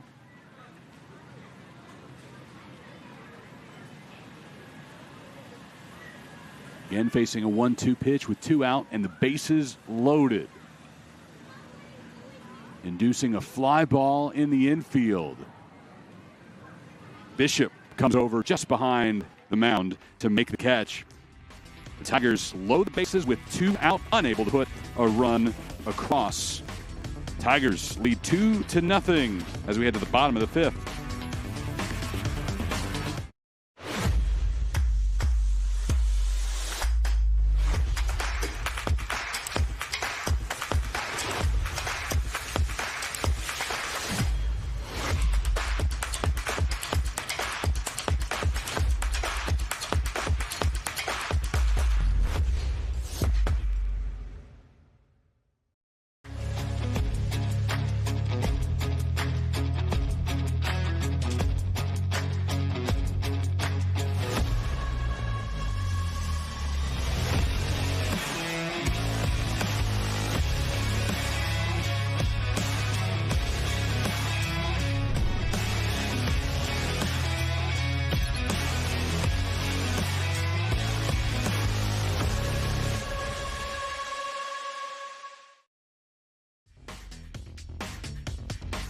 D1Baseball.com is the exclusive home of live streaming for the Frisco Classic and the Las Vegas Classic this weekend. Be sure to navigate your way around the site and check out the fine work of Aaron Fitt.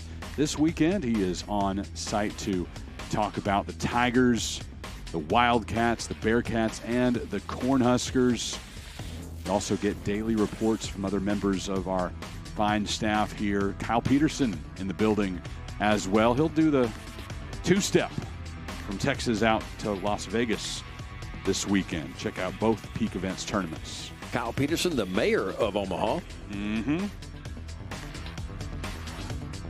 Saw him last weekend in Round Rock before he went down to Jacksonville and witnessed a wild finish of the Jacks College Baseball Classic. Ohio State went up in the championship game against Alabama 10-0. I saw that. Bama stormed back to win 12-zip on a walk-off by Will Hodo in the bottom of the 9th. Well, it's where we are in college baseball now. You can't have enough runs.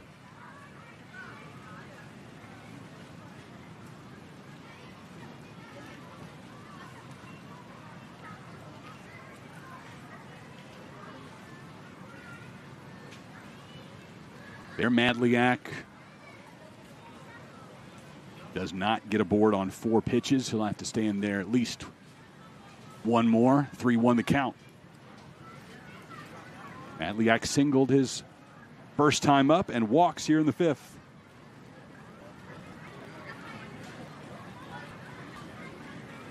Second leadoff walk by Anderson. First batter of the game he faced, Micah Dean, walked him.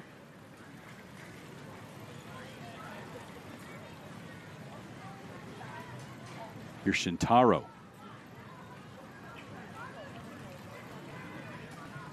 Transferred to K-State after 2 years at Western Nebraska. Joe's bunt, pulls back, and has to get out of the way. Began his career there as Conference Freshman of the Year, first team all-conference selection, and an all-defensive team selection. Now holding down second base for K-State.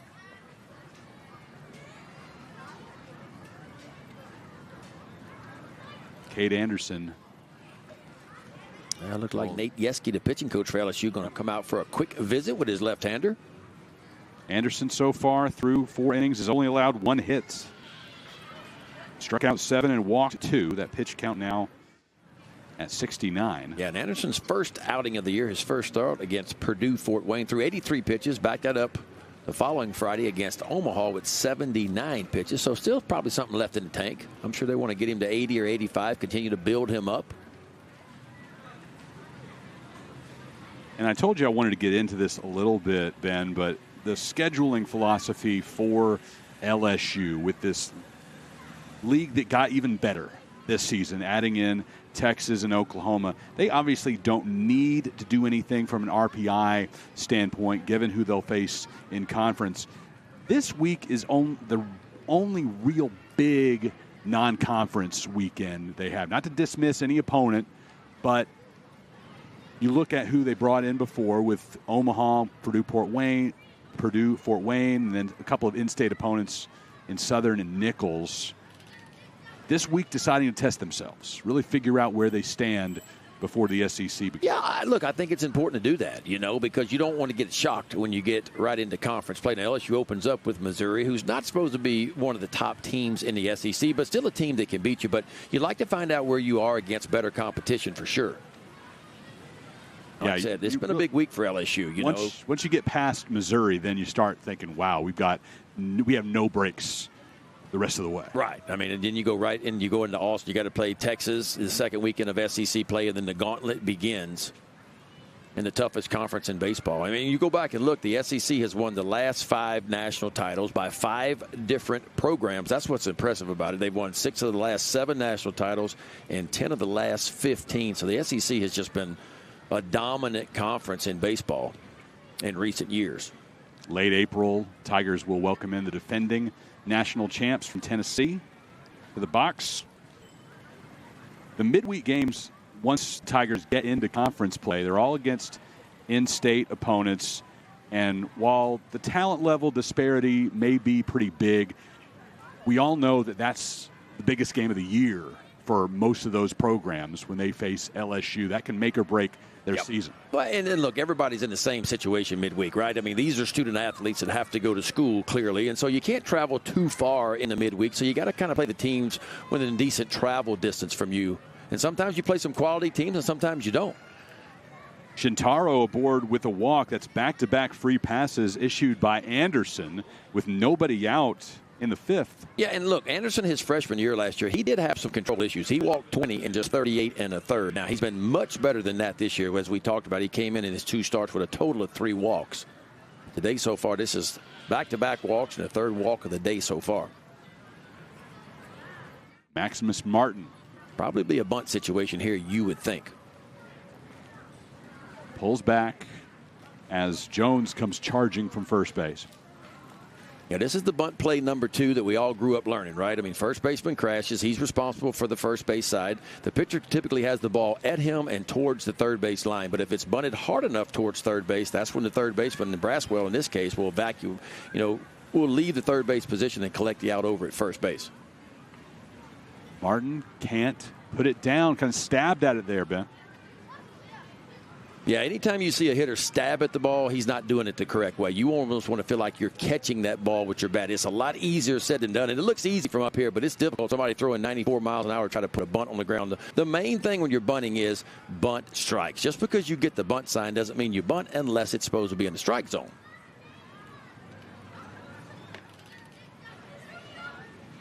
Oh, 2 still showing bunts. Rung him up.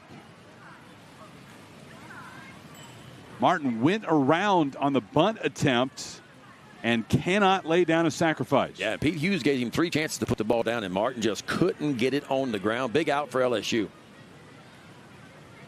Watch this latest attempt here. Again, just stabbing at it. Stabbing at it, and look where the ball was. It wasn't a strike. So that's back-to-back attempts on balls that weren't in the strike zone. Bottom of the order for K-State and David Bishop. Takes a big hack as Anderson brought that one in. A lot of big numbers in front of me, Ben. These are spin rate at nearly 2,500 RPM on that last pitch. That's at 93. Don't have to even think about interpreting that pitch. Yeah, Cade Anderson, the analytics favor him. He's got some hop on the fastball. The typical big league spin rate on a 4-seam fastball, about 2280. So Cade Anderson's above that. And that slider you talked about, 2,500 RPMs. That's above big league average on a slider as well. 0-2. Shallow left center coming on. Steinfeld able to make the catch. Chris Stanfield makes the grab to retire Bishop. 2 out now for K-State. Well, we talked about the speed in this LSU offense. You saw Jake Brown a couple innings ago make an outstanding play using his wheels, and Stanfield even faster than what Jake Brown is. He easily runs that ball down.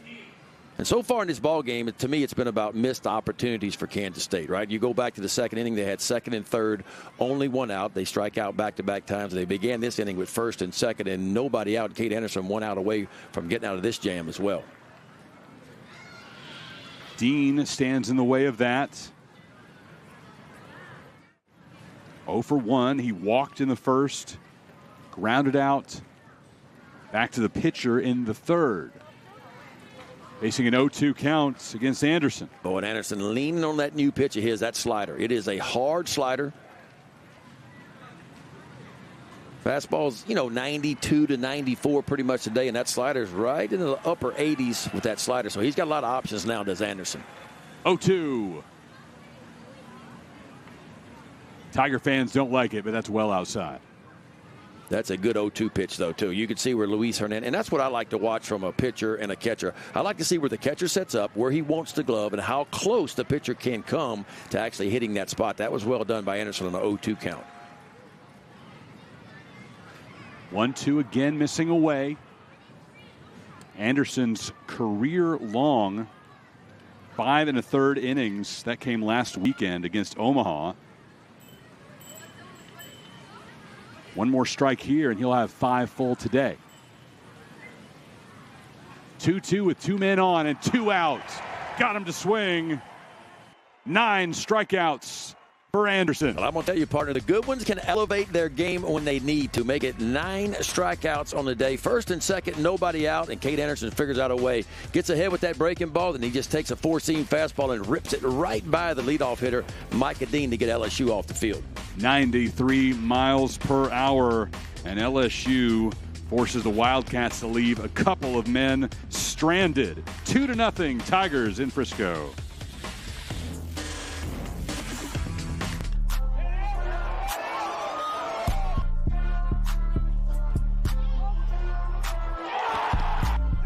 Ran up out of luck, soon as I up the highest metric. The city just made it sweet, you could diabetic. They mouths were full of deceit, let these cowards tell it. Walking New Orleans with the etiquette, the LA yelling.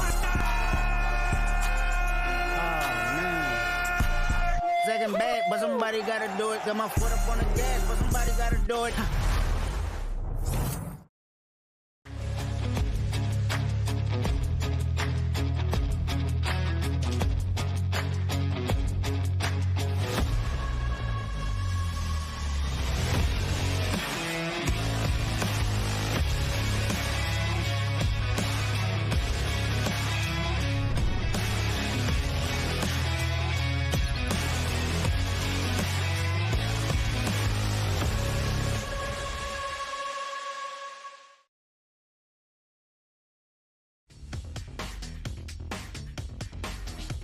LSU, the second-ranked team in the nation, leading Kansas State 2-0, top of the 6th at the Frisco College Baseball Classic. The first of 6 games on the weekend, all available exclusively right here on D1Baseball.com.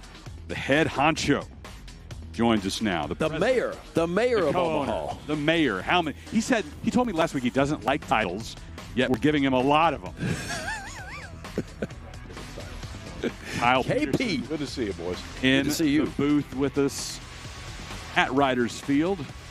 And again, this weekend, he's going to do the peak 2-step, catch both tournaments as you're in Frisco today, then off to Vegas tomorrow morning as LSU is 1 up, 1 down. AP, we appreciate the beautiful weather. I mean, this is just you ordered this up pretty good. Like, this feels like a spring day in April. This is nice. This is incredible. I know, especially if you were in Round Rock last weekend. It felt a little bit different. That's what he was saying. Yeah, it's a little different. Yeah, this is. KP, Harji, and I had about 5 layers on, and we were still miserable. Mm-hmm. Baseball is no fun in the cold weather. But sometimes you got to do it. In February, that's what you get in February sometimes. I will tell you this, too. I for those that are watching, I appreciate you hanging with us today, too. I mean, there's Ben, we were talking about when we come in. Sometimes there's stuff that happens that's totally out of your control, and we're doing everything we can to take care of it, which I think we're in a good place now. But you boys sound good. I'm looking forward to hearing Runes and Farron get it going here later on from Vegas, and off we go. Yeah, we were talking about Have you Runes and Farron. confirmed that they're not still sitting in a jail cell? We just hope they're not in jail. They survived the first night okay, and they're going to be okay for the call. So, no, have not confirmed that. Farron was excited because there's a Chili's that's right by the hotel. Of course. So from that standpoint, it sounds like the lodging is approved by everybody. So they're off to a good start. Jake Brown coming in, reached on an infield single in the fourth. Facing Tazwell Butler, who came on in relief for K-State. That'll get down in front of Dean, and Brown motors into second. But he is gunned down by K-State. Yeah, Jake Brown might have been a little bit too aggressive. We talked about he can really go. He can pick them up and put them down. Tried to stretch that single into a double. The umpires are going to come together here. We have not had an official review yet today, but number one is coming. Watch Bishop trail this to the first baseman. This is really well done because, I mean, he's got to make a catch on the run, then drop it down. And we'll see if it's upheld. But defensively by the first baseman right there, just to be in the position to make the play was well done. Well, that happened so fast. It is hard to tell. Oh, yeah. Now, they'll have to slow this down quite a bit and magnify what's available to them. Umpires go down in the well that's just in front of the first base dugout. Monitors are located there. Peak Events was the first early season tournament to make sure that official replay was available as they continue to look to up their game, and hosting these events wasn't the norm for neutral site events before Peak started doing it. Now it has to be available. And I think the challenge, and Ben, we see this all year, like you're used to it. And so to not have it would be a big deal. Watch it front foot. I don't think you can overturn it. No. Looked like that spike was up just enough as he applied the tag. Yep. I think that one's going to hold. Boys on the bump been pretty good today now. No, they have. This one's fun to watch. I know I didn't see Kane Anderson in person this year, but I know you have. But that stuff is real, and that looks like Friday night in the SEC type of stuff. You have to have him. And the call stands at second base. Brown unable to stretch that single into a double. Dean getting it to Bishop at second. 2 down for the Tigers. I think, too, if you're K-State, you're happy with what you saw out of Frost. Yeah, I mean, for a kid that began the year in the bullpen, right, and then got his first start last Friday night against Arkansas, a top 5 team, and did really well. So maybe K-State can land on Frost for being their Friday night guy because he threw it well again today. Here's Braswell. And on the first delivery to him from Butler. So, again, you did the twofer last weekend, Round Rock and Jacksonville. I didn't find out if you stayed until the end of that finale between Bama and Ohio State. I didn't see the end. No, when I left, it looked like it was going to be a runaway, and obviously it didn't end up being a runaway. 10-0 Buckeyes through the first 4 innings. And Alabama storms back. Will Hodo with a walk-off 3-run homer to close things out. Bama wins 12-10 in the championship game to win the title belt.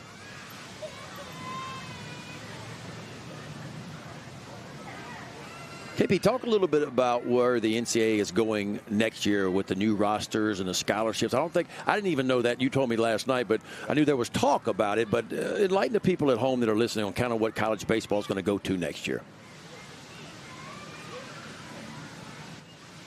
2-1 pitch, and we'll save that for You're a pro. The next half inning. That's the question with 2 outs. I love it. I was hoping for a couple foul balls, but it didn't happen. All right. 1, 2, 3. That means you got to come back. You got to hang around. For LSU. That's what you call a teaser. In the top of the 6th inning. We'll get an answer to that question from KP next. LSU leads K-State 2-0. We have a beautiful hospital, a hospital that was designed not to look like a healthcare facility. It has a warm and welcoming environment for our guests and our patients that come in, but it's really what's inside that building that makes the biggest difference. We have a dedicated group of professionals here that have been going above and beyond for this community for the past 2 years since we've been open, and really have a passion for providing outstanding care in a warm and welcoming environment.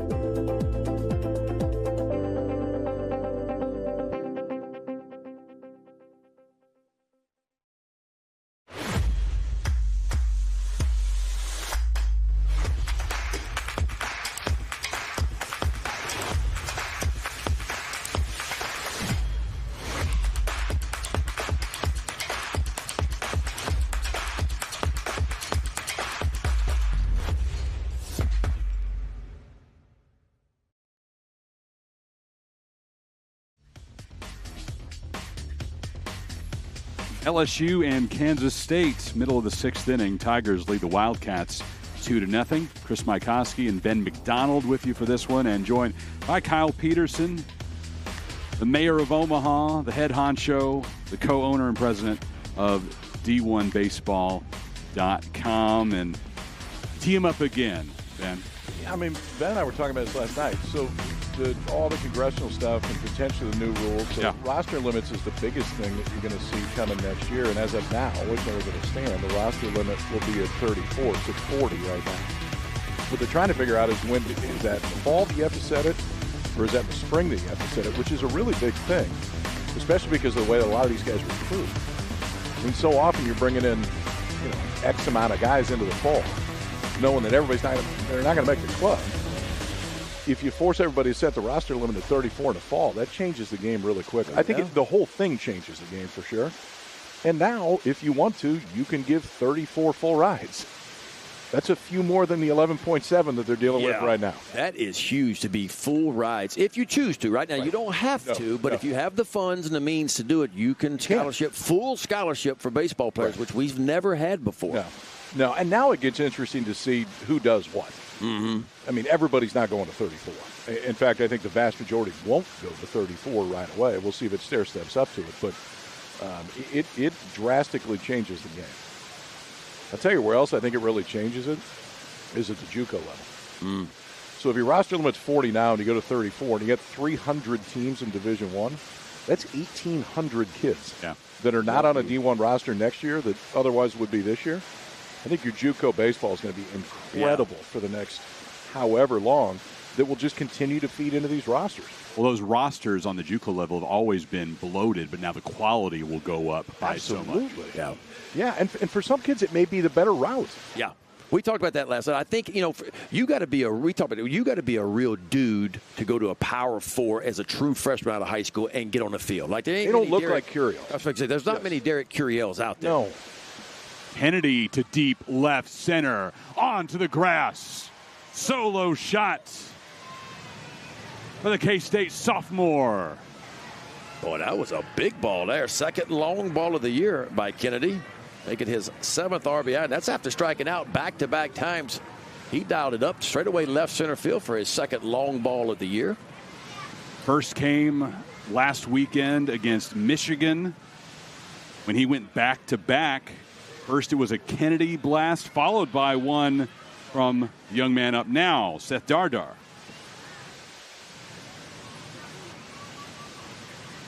.420 onto the berm in left center.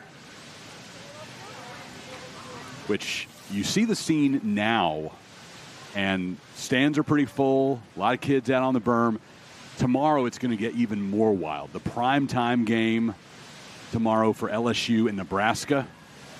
Into deep right field. Splash down for the second straight weekend. Kennedy and Dardar with back-to-back jacks. Wow. K-State had some opportunities early in this ball game. Second and third, only one out, and then first and second, nobody out. Couldn't score a run. But boy, here in the 6th inning, how about back-to-back long balls, and we are all new again. 4:08 into the lazy river. That ball is wet. And we are tied. You know, you're K-State. You come off the weekend you did last weekend. You're not going to be overwhelmed by anybody. I mean, they saw plenty last weekend and obviously did more than hold their own. It's a team that Pete Hughes has had knocking on the door of the postseason, should have been in the postseason last year. Honestly, they were one of those teams that I think was on the wrong side of the bubble. But ultimately, man, he's built and continues to build a program that they'll line up with anybody. Yeah, I mean, nobody saw that coming. What did they lose? 4 of their first 5 ball games, and all of a sudden last weekend they got it going, man. What do we got here? I don't know. Dardar went around the bases, and I don't know. You know how it is about, a little smack talk back and forth here and there, and I think that's what this conversation is about. Mike Morris behind the plate today. Coach Hughes, their conversation is complete.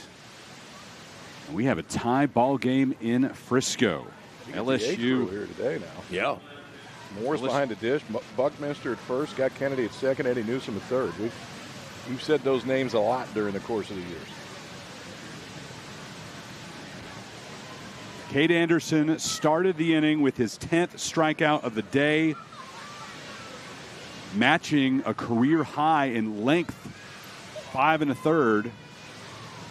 But that's as far as he gets. Gives up back-to-back home runs to Kennedy and Dardar.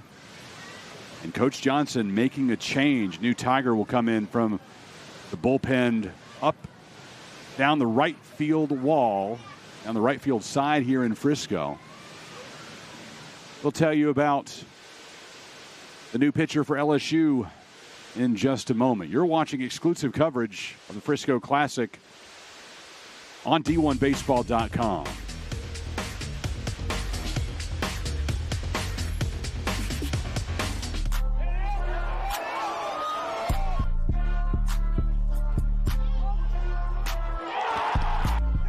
Ran up out of luck soon as I up the highest metric. The city just made it sweet, you could diabetic. They mouths were full of deceit, let these cowards tell it. Walk in New Orleans with the etiquette of LA yelling. Second bad, but somebody gotta do it. Got my foot up on the gas, but somebody gotta do it.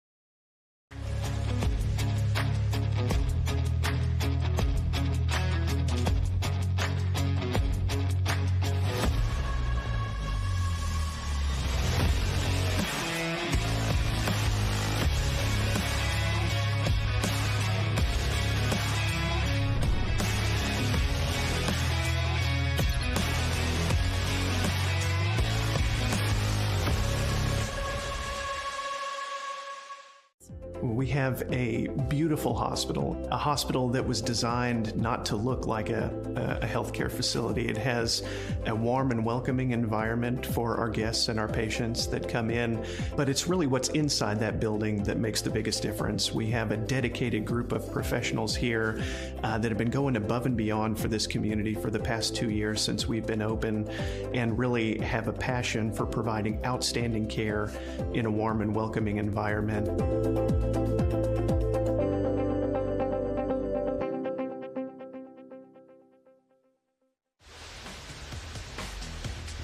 Maverick Rizzi is the new pitcher for LSU, making his 4th appearance on the season. Has given up just 1 hit, no runs in 2 2/3 innings of work. Yeah, Maverick Rizzi is part of this freshman class, #1 freshman class in the country. Jay Johnson brought in 6'9", 253-pounder with a big arm. I mean, the fastball is going to be a mid-90s fastball with a lot of sink to it. The arm slot's a little bit different. It's a little lower 3/4 slot, but he'll rush it to mid to upper 90s, show you a couple of different breaking balls as well. First man he'll see is Nick English. Robbed of a hit his last time up in the 4th, a line shot at Curiel that was brought in. And for LSU, we've been talking about the scheduling philosophy. When you have such a difficult league schedule, Jay Johnson really doesn't necessarily need to go out of conference to play anybody difficult in the time leading up to SEC play, but he chose to test this team this week against Dallas Baptist and these 3 teams. Really going to finally see where the Tigers stand. Yeah, I mean, it's a new team for Jay Johnson. I mean, there's only 12 players on this roster that even had a uniform on and played for LSU last year. There's 25 new players in these LSU uniforms. And so I think he wants to test this bunch a little bit to see kind of where they're at. They're not young. They're just new in a lot of ways. A lot of transfers, brought in a pretty good freshman class. I think the other thing, too, and I mean, LSU never has to leave home out of conference if they don't want to. They're going to fill that ballpark every time. I think there's a value to getting your kids on the road and being in different environments because you got to do it 5 times during the conference. For sure. One hopper, Braswell can't come up with it. Out to Curiel. That got Braswell pretty good as it kept some speed on it when it went to left. Well, to your point, KP, I mean, LSU opening weekend of SEC play gets Missouri at home, but then you go on the road to Texas, and you know what kind of environment you get over there. So this only prepares you for being on the road in the SEC.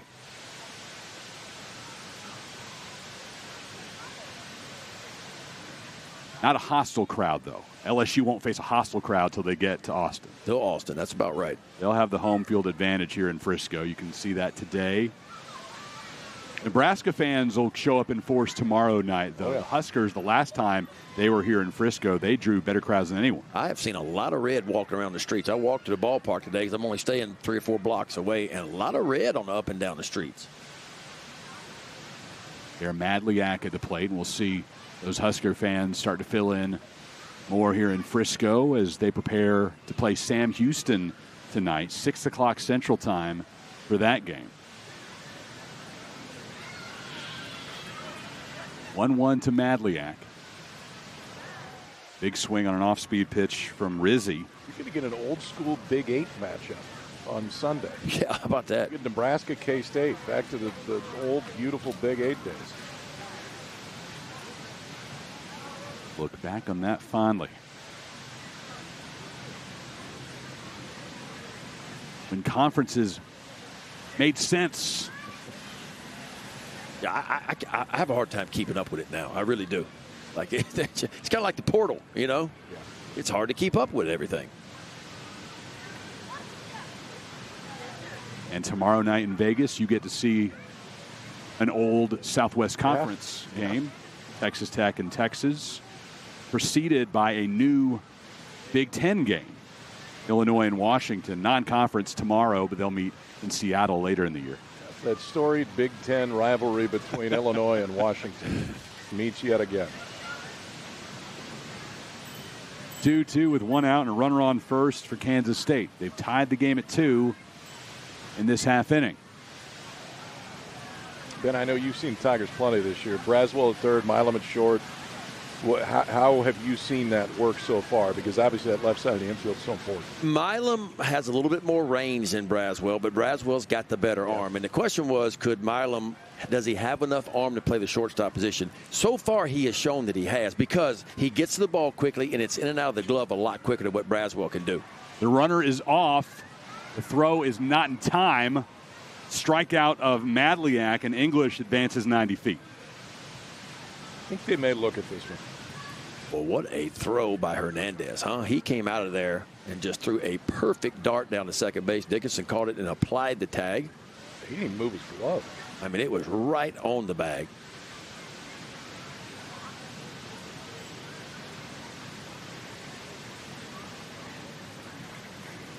If he gets him on that front foot, he's out. Mm-hmm. I don't think he did. I think he got him a little bit higher on the thigh.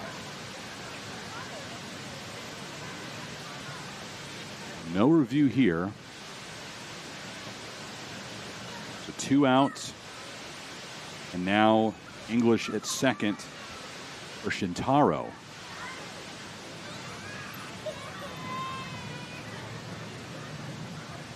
And Shintaro will get an intentional walk. LSU would rather face Martin. Yeah, K-State just one base hit away from taking the lead here.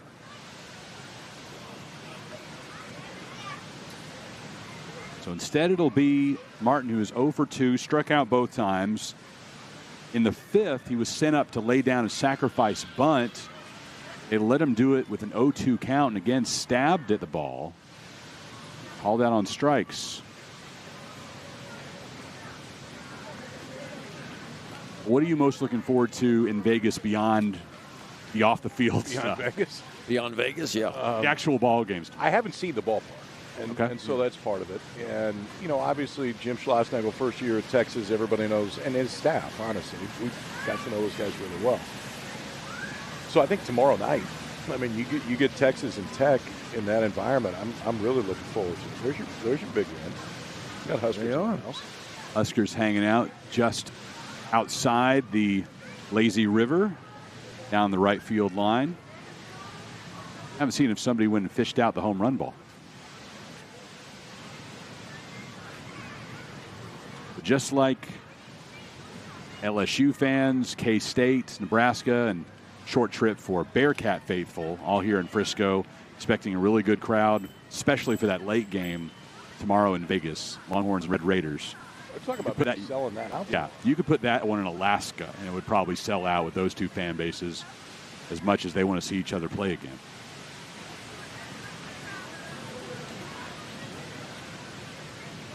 Don't let me give Ryan Holloway any ideas. The Anchorage Classic may be coming soon. Yeah, I think this works a little bit better.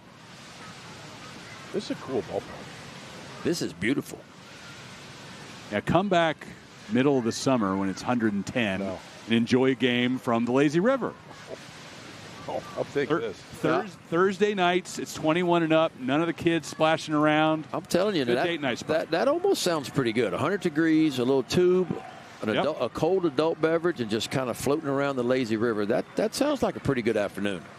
1-2 coming with a pair of Wildcats on board.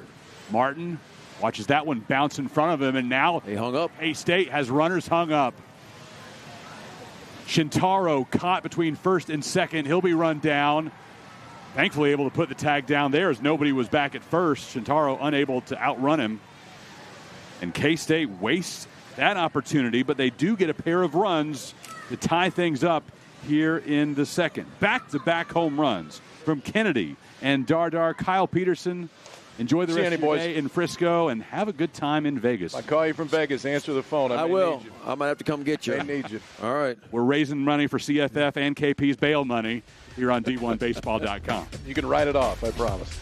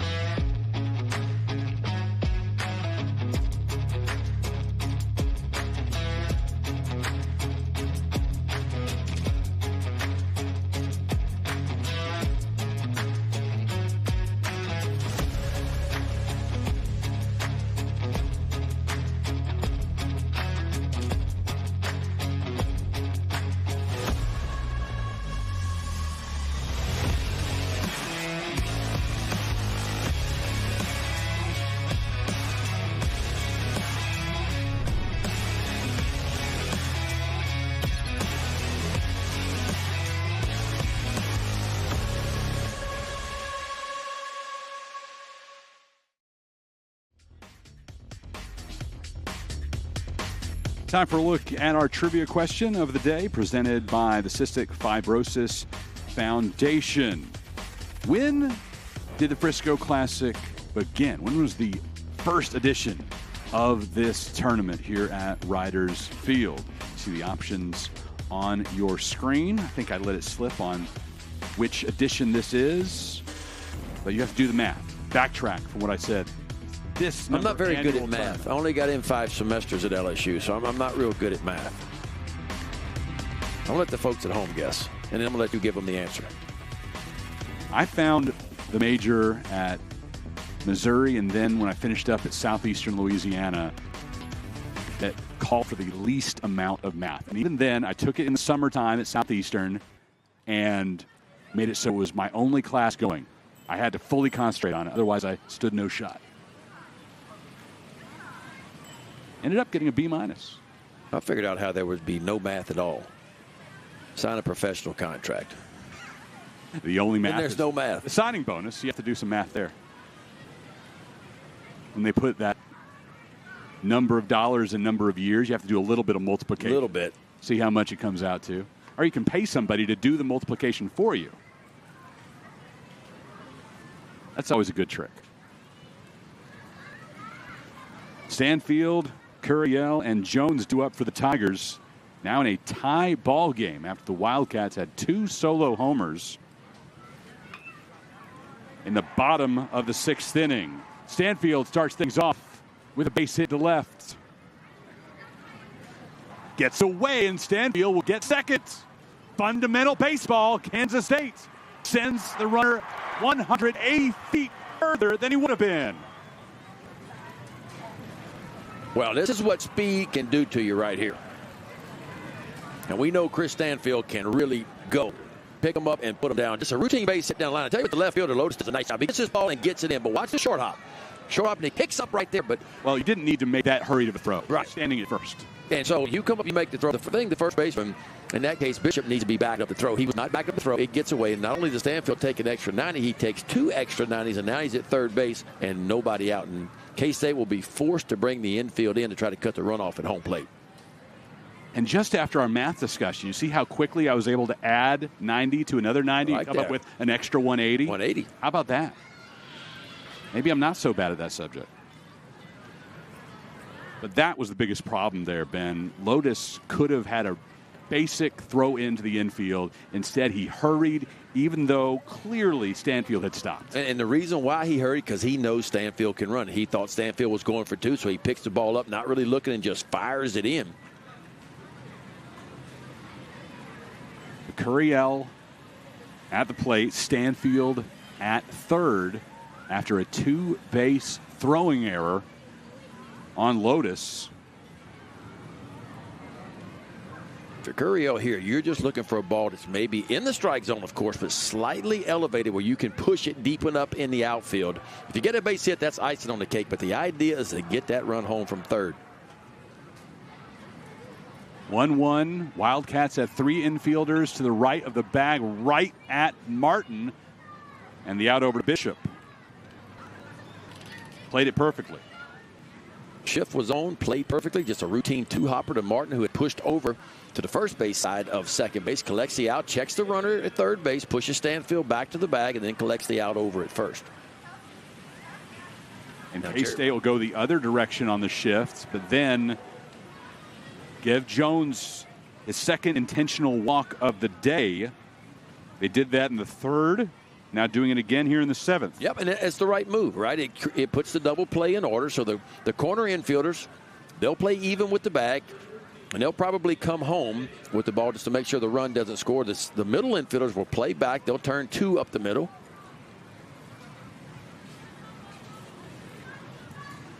Well, first, Coach Hughes wants to talk about it.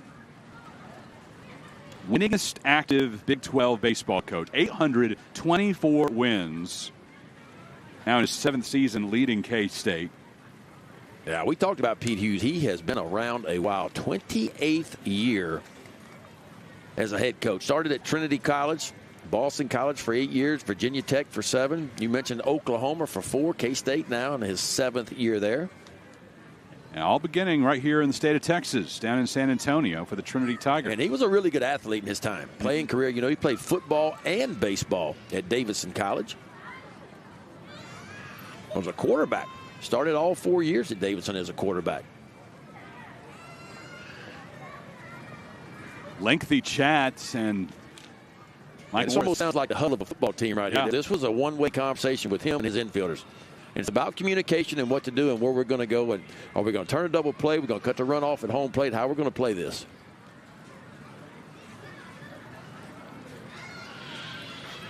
Stanfield is at third. He singled and then advanced on a 2-base throwing error. Jones was intentionally walked. Runners on the corners for LSU. First pitch to Dickinson.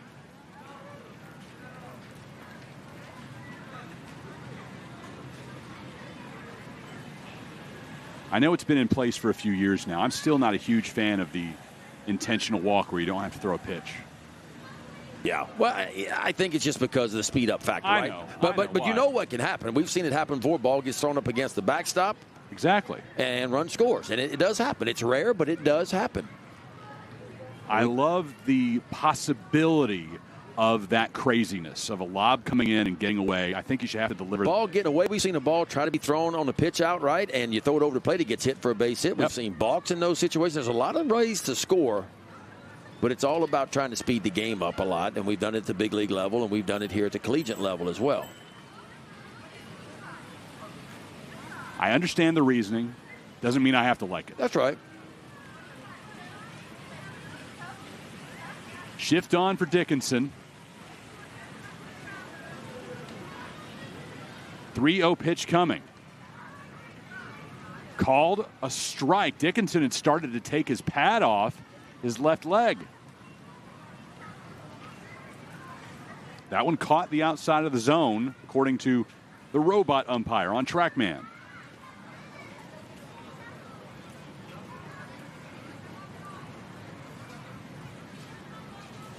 (3-1) with runners on the corners for LSU.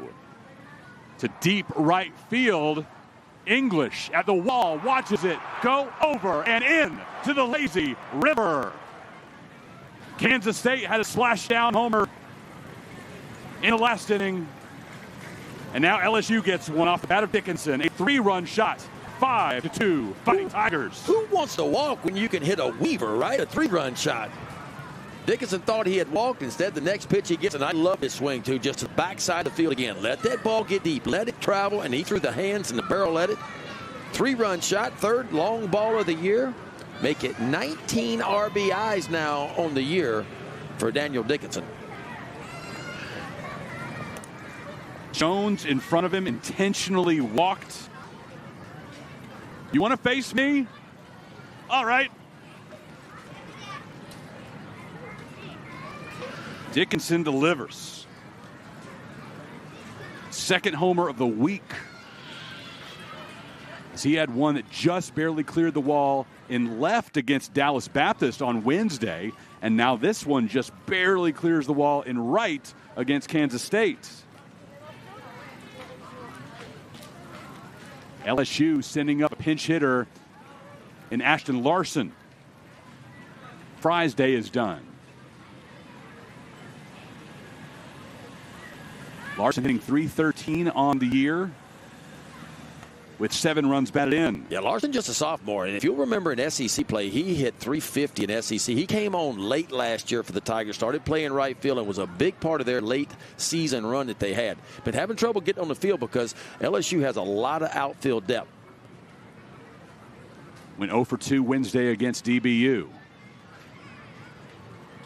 And it kind of feels like that's what it's going to be. That's going to be your 3 main outfitters that are out there. But the wild card in this is if you get a left-handed pitcher like LSU started today, you very well could see Ethan Fry bat from the right side. But then Jay Johnson can go to his bench when a right-hander comes in and grab the platoon advantage. And now you see Larson. Facing a 1-2 count.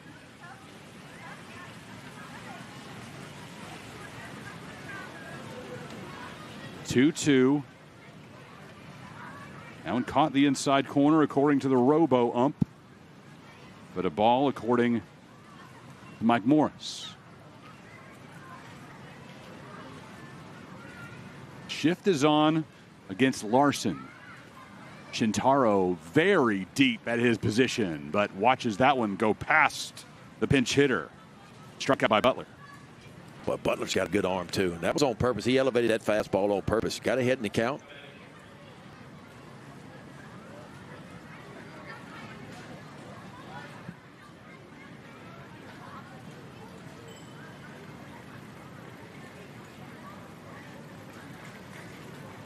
Five to 2 LSU after a 3-spot in the top of the 7th.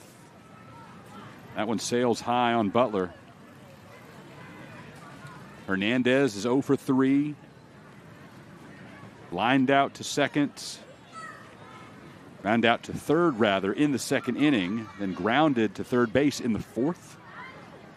Then a line out to the first baseman in the 5th inning. Well, if you're LSU, that's how you want to answer back. I mean, obviously, Wildcats came in the bottom of the 6th inning, tied this thing up at 2-2, and then you turn around in the top of the 7th, you answer right back. A 3-run shot by Dickinson.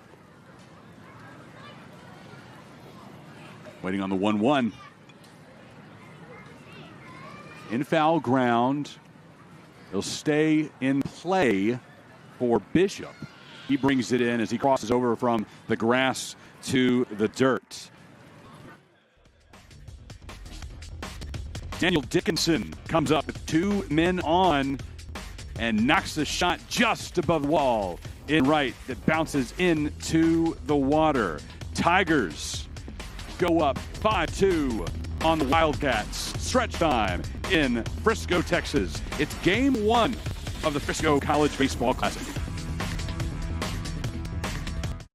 We have a beautiful hospital, a hospital that was designed not to look like a healthcare facility. It has a warm and welcoming environment for our guests and our patients that come in, but it's really what's inside that building that makes the biggest difference. We have a dedicated group of professionals here that have been going above and beyond for this community for the past 2 years since we've been open, and really have a passion for providing outstanding care in a warm and welcoming environment.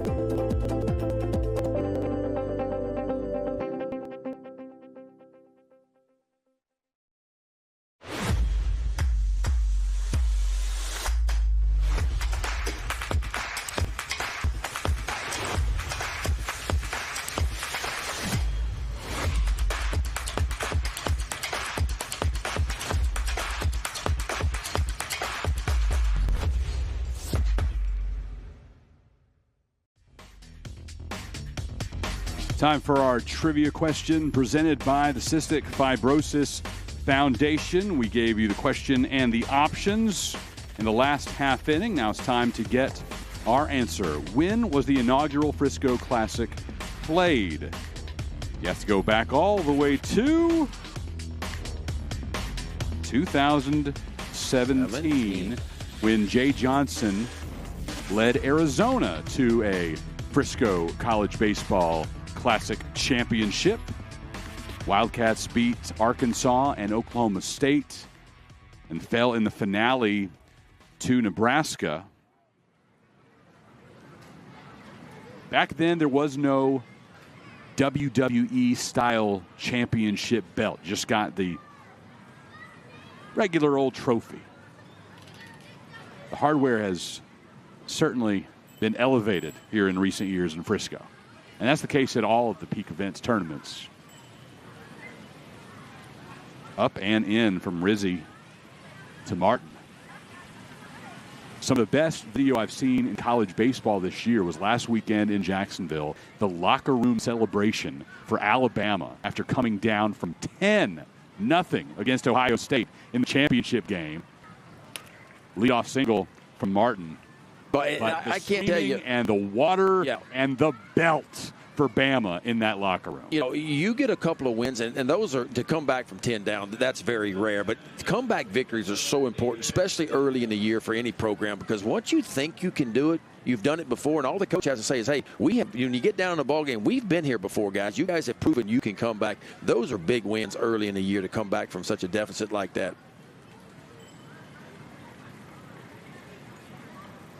That gets through the right side. Dickinson was playing close to the bag, shifted well over, and Bishop able to bring it through a hole. Back-to-back singles for the Cats. Yeah, there is no quit in this K-State team, I can tell you that. They worked really hard to tie this thing up, and LSU puts a 3-spot up, and here they come right back in the bottom of the 7th, back-to-back base hits out of the 8 and the 9 hole to be able to roll it right back to the top. Micah Dean, he's 0 for 2. Reached base on a walk in the first, but then was caught stealing. This could be a bunt situation. We'll see how K-State's going to play it. Doesn't show it here.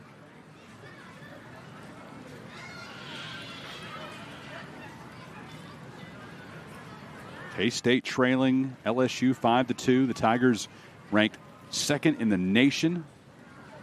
Wildcats are 3-1 against ranked teams this season. All 3 wins last year featured teams that were ranked in at least one of the national polls.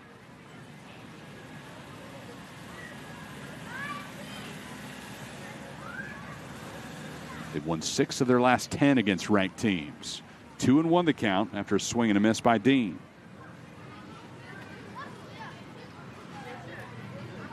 11 games away from Manhattan to start the year. That trip concludes here in Frisco. Of course, they did get to go back home to campus after playing 3 in Arlington last week. No midweek action. Arrived in Frisco in time to practice yesterday. Yeah, Maverick Rizzi, it's a hard fastball, but it's mostly a sinking fastball, and that's what he's trying to create here, either a strikeout or a ground ball in an attempt for hopefully a double play if you're LSU. Count now full from Rizzi against the leadoff hitter for K-State, Dean.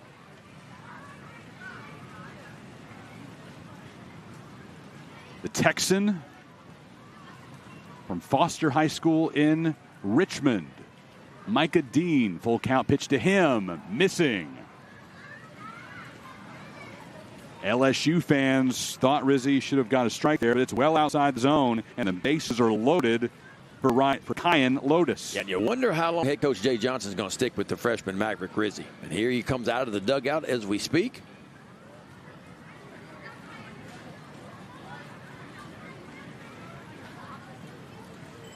Tigers will go to the lefty.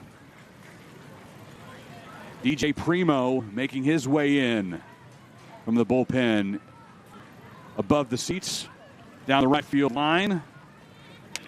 We'll tell you about his year to date in just a moment. He'll inherit a bases loaded, no out situation. His Tigers leading by 3. Bottom of the 7th, game 1 of the Frisco Classic.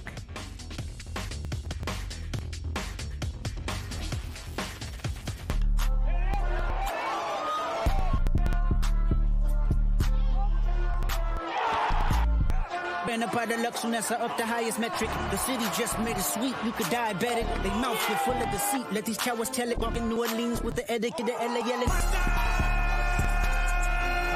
man. Second bad, but somebody gotta do it. My foot up on the gas, but somebody gotta do it.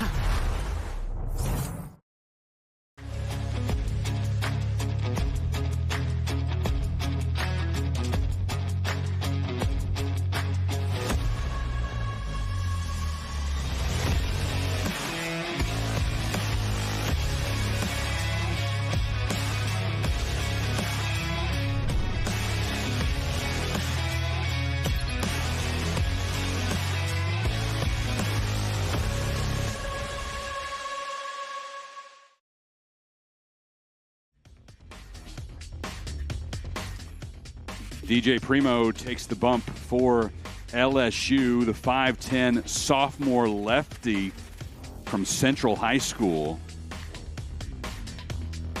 4th appearance of the season and 2nd of the week. He pitched on Monday against Nichols. 1 inning of work. Gave up 1 hit and no runs. Struck out 1 Colonel and walked 2. Throwing 23 pitches. Yeah, didn't pitch a whole lot for LSU in 24 last season. Pitched in 9 games. Worked a total of 3 2/3, but had a very good ERA, 2.45 ERA. He's assumed a little bit deeper role for LSU this year out of that bullpen. He's going to be one of the leverage guys in this situation. And this is the point of the game. You're up 3 runs later in the ball game. Now it's about minimizing damage if you're Primo. You don't mind giving up 1 and maybe even 2 runs here, but the idea is not allowing more than 1 or 2 runs. Kyan Lotus up to the plate, bases loaded for K-State. Nobody out. First pitch from Primo, clipped him with the first offering. Primo hits Lotus, and Martin scores. K-State within 2. Just a forcing fastball, trying to get it to the inner part of the plate, and it just barely clipped Lotus.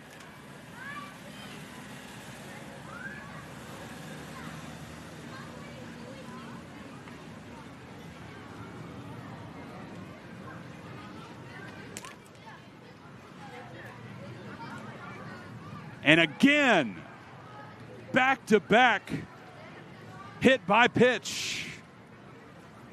First Lotus, now Kennedy. K-State with 2 runs on 2 pitches. Boy, you don't think baseball is a crazy game.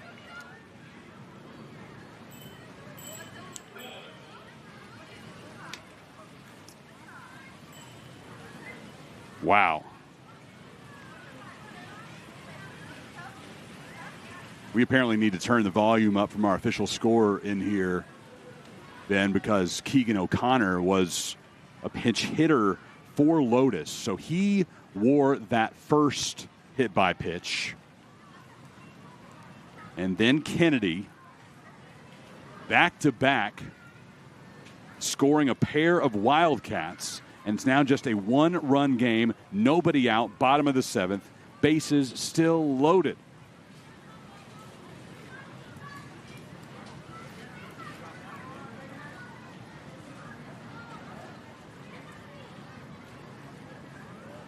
Dean at third, O'Connor at second, and Kennedy at first. Dardar. Oh, yeah, by Milam. Huge play by the LSU shortstop. He doesn't get that one, Ben, and the Wildcats are in front. And Milam's not a big guy either. I mean, maybe pushing 5'6", 5'7", but he got some hops now. I mean, he was positioned perfectly, and he just kind of goes up the ladder. Watch this. See where he's positioned back deep on the grass, just on the edge of the outfield grass, and he just goes up and says, give me that. And that saves 2 runs right there for LSU. A big first out in this one. Jay Johnson back out of that LSU dugout. I'm almost surprised he didn't make that trip out after the first 2 batters that Primo saw.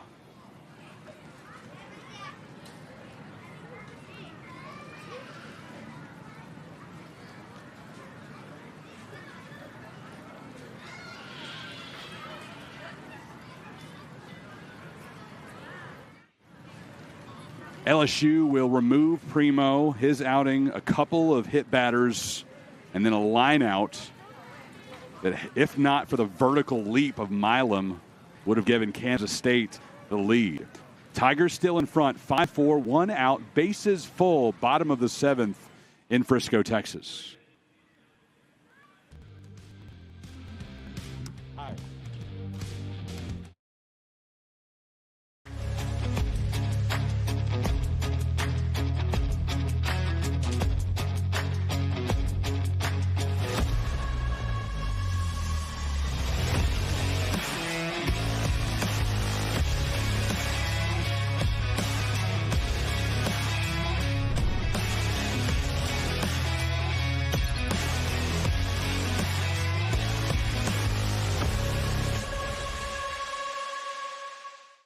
We have a beautiful hospital, a hospital that was designed not to look like a healthcare facility. It has a warm and welcoming environment for our guests and our patients that come in, but it's really what's inside that building that makes the biggest difference. We have a dedicated group of professionals here that have been going above and beyond for this community for the past 2 years since we've been open, and really have a passion for providing outstanding care in a warm and welcoming environment.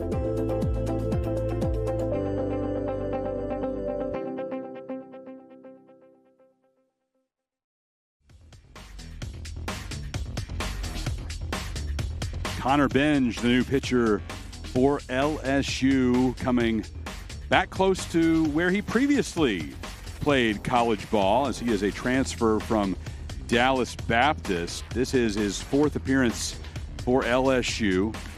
Saw him last weekend twice against the Omaha Mavericks. First outing, 2/3 of an inning, no hits, no runs. Then he came back out the next day, Ben, 1 inning of work, giving up 3 runs on 2 hits. Yeah, and look, he began his college career at the powerhouse of LSU Eunice. Yeah. The 3rd-team All-American his freshman year, then transferred to Dallas Baptist, as you mentioned, and now he is in an LSU uniform, and boy, he inherits a tough situation. Bases loaded, just 1 out. It's a big arm, though. I mean, fastball's 93, and it'll dig up in the mid-90s from time to time. Slider and a changeup as well. Nick English coming to the plate.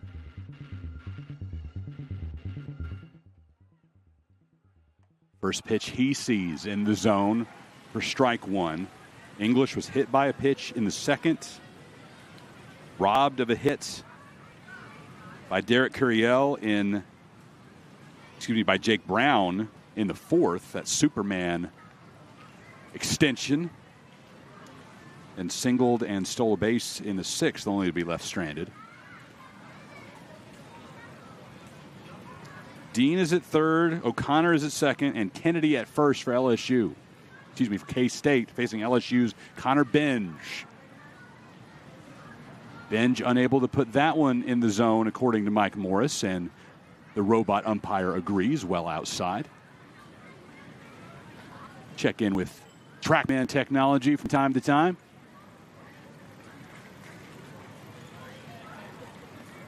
Two-one fouled off. Boy, that one at 97 miles an hour, too. Benge does have a big arm. But it's LSU pitching staff. I was talking to Nate Yeske, the pitching coach, and opening weekend of play when LSU took on Purdue Fort Wayne, 15 pitchers pitched, and the average fastball was a tick over 94 miles an hour. That's some big-time velocity. 2-2 into right center. It drops. We're tied. 5-5. Nick English delivers, and Micah Dean comes home. Boy, it wasn't hit hard, but it was hit in the right place, and a nice job by Nick English right there. That ball got in on the hands, and he just kind of inside out and just fits it out there just in front of the right fielder, Jake Brown.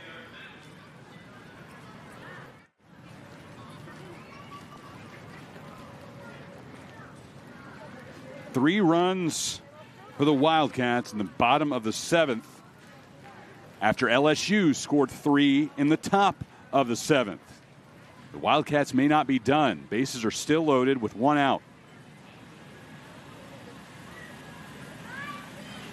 Yeah, and LSU is down. Don't forget, LSU is without Gavin Guidry, who has a non-throwing type injury is what they're saying. He is down for the weekend. He typically, one of the best closers in the game of college baseball, but not available this weekend. Coach Johnson believes he'll be back next week, but shelved for these three.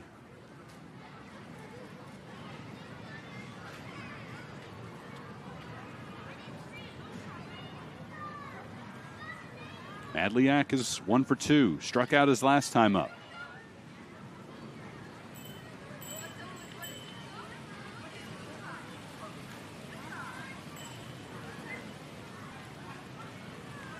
Well, if you're Connor Benge right now, you're thinking one thing. How can I create a ground ball, maybe get a double play and get out of this thing? If I get the 2 strikes, then I'll think strikeout at that point. 1-1, potential double play ball here. Dickinson to Milam and on to Jones. Wow. That's turning 2 there, boys. That ball was not hit very hard at all. And boy, Dickinson with an outstanding catch and a nice shovel over the shortstop, Milam, who came across the second base bag running 50 miles an hour, it looks like. But watch this play right here. Just a bouncing ball. Watch the shovel. Just a perfect feed. Here comes Milam right across, avoids the runner, and a dart and a nice stretch on the back end by Jared Jones. That gets LSU off the field, but we are all new again at 5-5. Both teams scored 3 in the seventh. Brand new ball game as we enter the 8th.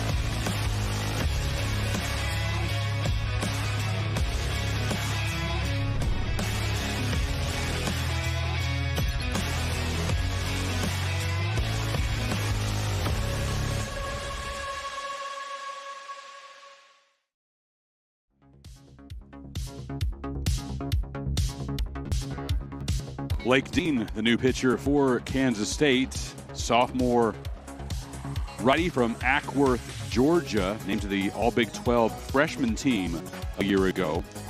This will be his 4th appearance of this season. Last Friday against Arkansas, Wildcats needed him to go 3 2/3, and he came away with a victory, holding the Razorbacks scoreless in that time, giving up 3 hits. He struck out 5 and didn't walk a single hog. Yeah, good stuff, too. Low 90s fastball. He'll sink it from time to time, so he's got a 2-seamer and a 4-seam fastball, curveball, and a slider to go with it.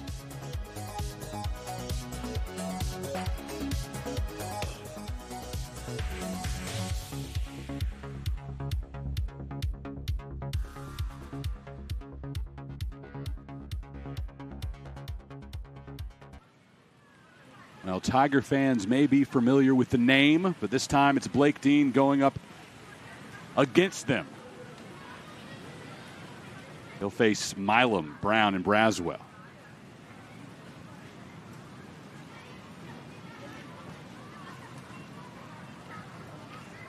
The other Blake Dean stepping away from college baseball before this season after his time leading the University of New Orleans.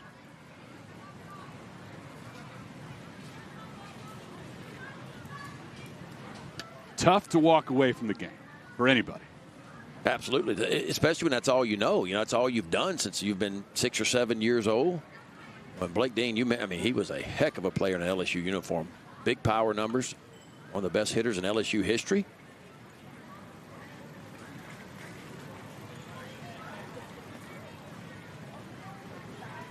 Milam facing a 2-2 count, and the defensive alignment against him right now for Kansas State has Shintaro way out in right field. All other three infielders out on the grass, and Shintaro nearly played it perfectly over his head, and English pulls it in on one hop.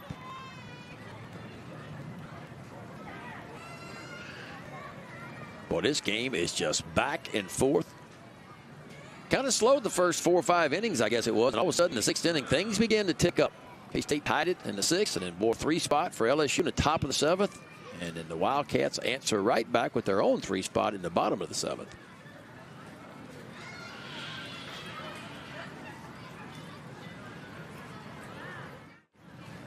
First pitch to Brown.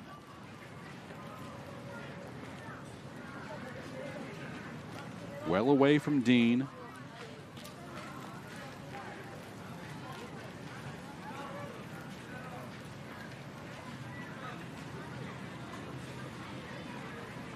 Into right center. Carl and English. It'll be Carl with plenty of room to make the grab as the Kansas State outfield has shuffled. Carl now in center. Micah Dean is in left, and English remains in right. Milam is the new first baseman in this half inning for K-State. Excuse me. Bishop remains there. Game 1, my eyes are already a little crossed. We can't have that. We still have 5 more to go after this one. LSU will make a change.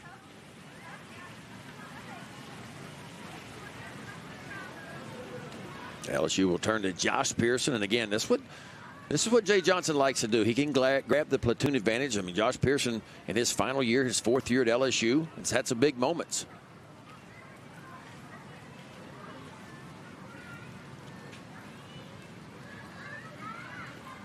Pearson and for Braswell. First pitch swinging. Fouls it off himself. Braswell done after an 0 for 3 day.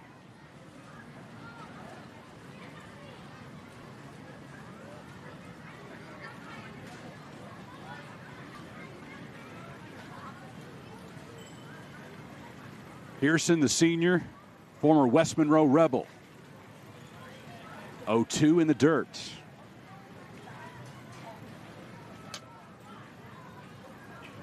All Chapel Hill Regional last year. Hit .333 with 3 doubles and 2 home runs at the home of the Tar Heels.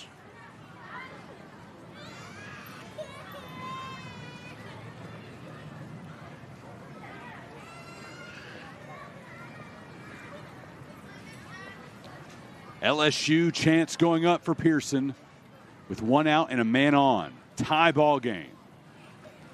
Pearson can't catch up with that one. Coming off at 83.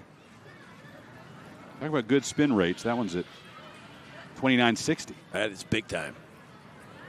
Average big league curveball spins about 2,600 RPMs. That one pushing 3,000. Can't catch the inside corner.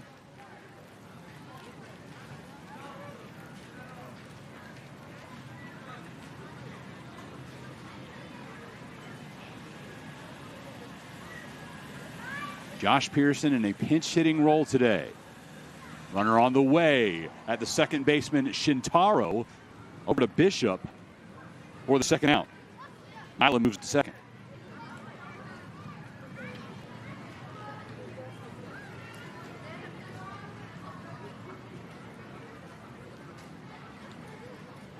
Shintaro playing back. Quick look over as Milam advances 90 feet. And LSU will make another change, back-to-back pinch hitters. It'll be Tanner Reeves taking the spot of Stanfield. Yeah, Tanner Reeves got to start over at third base Monday night when LSU took on Nicholls State in Baton Rouge.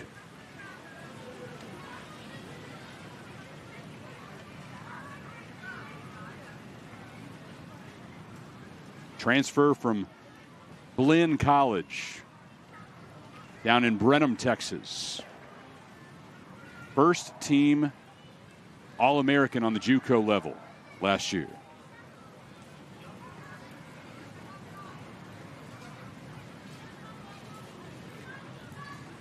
In the dirt, Reeves chased it. Batting just 111 on the season, only 9 ABs. Well, I would tell you, Blake Dean's got a real curveball. I mean, it's real.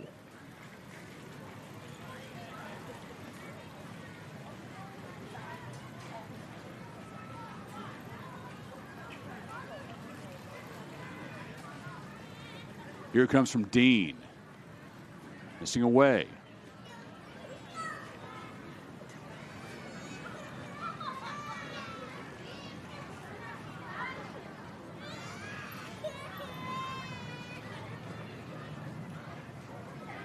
Looking Milam back to second, now coming to the plate. Reeves chases it. At spin rate at 29.40. Big time. They can bring big time stuff for K-State. And LSU leaves Milam stranded at second base. Score remains tied through 7.5 in Frisco, Texas.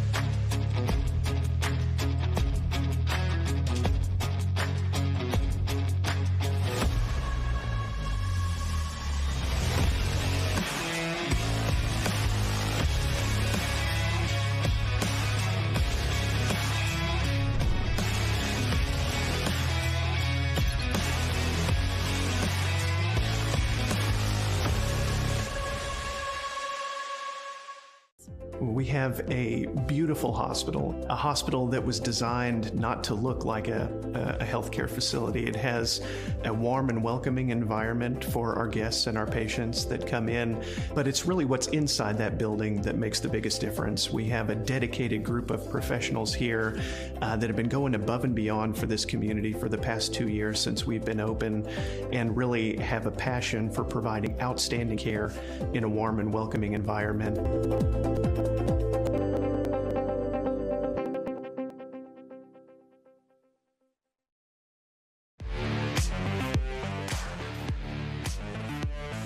Texas Health Hospital Frisco, proud to provide the very best in healthcare with a quality of service that goes above and beyond your expectations.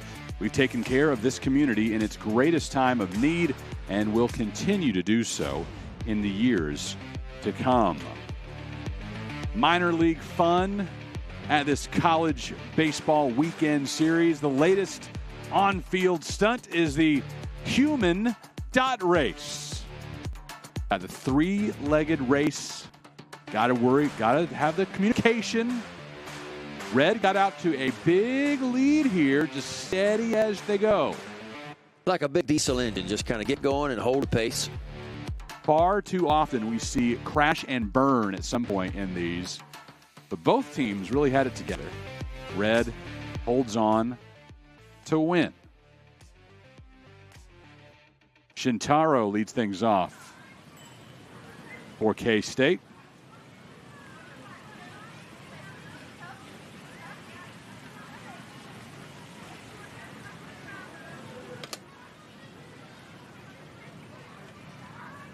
Struck out back in the second. Then a couple of walks in the fifth, the usual variety, and then he was intentionally passed in the sixth.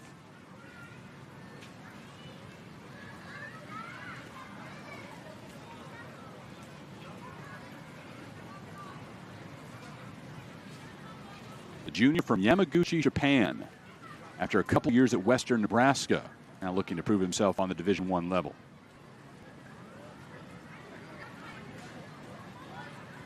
Hitting .296 and facing a 3-0 count.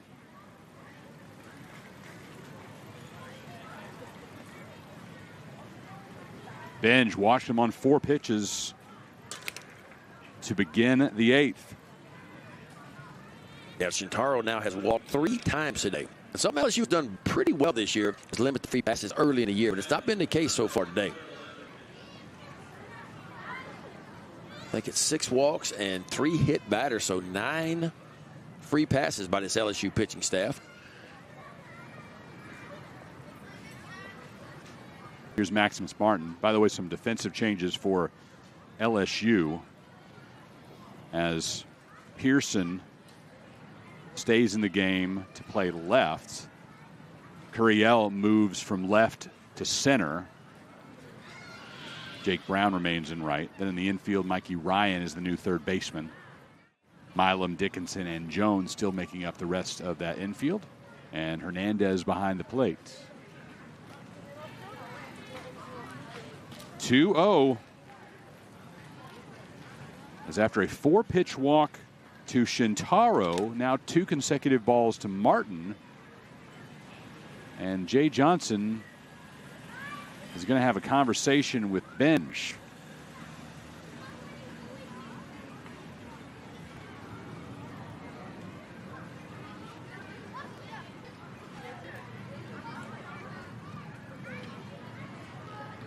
I'm sure this has happened to you at least once in your career. It didn't happen often. Start an inning with 6 straight balls. No, it happens. And look, it's a bad feeling when you're out there, because when you're out on that bump, 60 feet, 6 inches away from home plate, and something you've done pretty much all your life, been able to throw strikes, and all of a sudden, for whatever reason, you can't do it. But you hope you get to the point in your career, and it took me a while to be able to feel myself mechanically, to understand, okay, what am I doing wrong, and how do I correct that? And that's, as a pitcher, sometimes it takes a while to kind of figure your body out. And, okay, I'm opening up. I'm a little bit out in front. I'm rushing a little bit. I got to stay back a little bit more. And you kind of walk off the back of the mound. You grab the rosin bag. You think about it. You try to make that adjustment. But it's hard to do because your heart's racing and you're wanting to go fast. And that's when you got to try to slow the game down. But it's hard to slow it down. You're thinking about it, but you don't want to think about it too much. That delicate balance between the ears. 2-0 pitch to Martin. Well, whatever Coach Johnson says seemed to work. Yeah, I'd like to know the odds when a pitching coach or the head coach goes out to visit a pitcher, how often the next pitch is going to be a strike or not. And it's a very high percentage. Martin singled his last time up.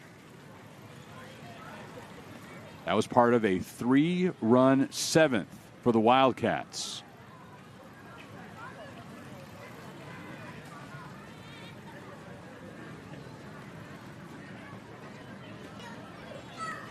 David Bishop waiting on deck for K-State. 3-1 pitch popped up towards Brown. Routine play, 1 down for Kansas State.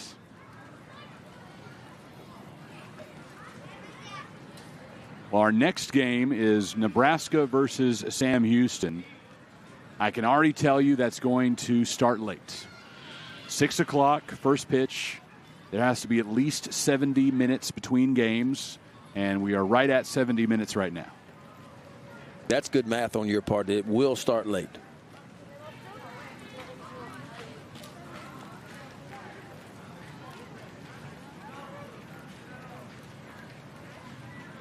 I have to talk about it. A little bit of math knowledge, not a ton. This game just cruised along, and it went really fast into the bottom of the 6th inning, and that's when it began to slow down.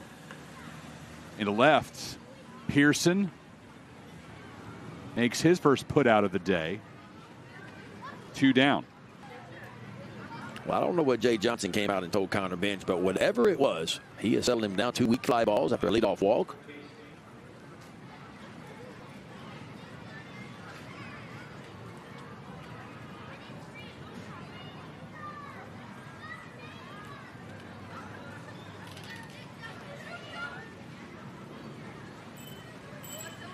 Micah Dean, one of 2 Deans currently active for K-State. Blake on the bump. Micah, the center fielder.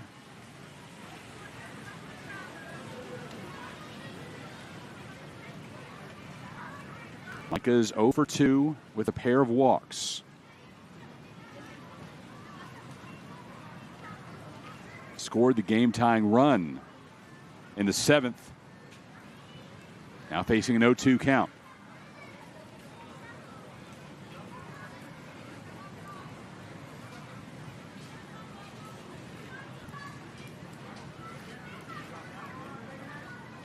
LSU fans ready to explode with his 0-2 pitch.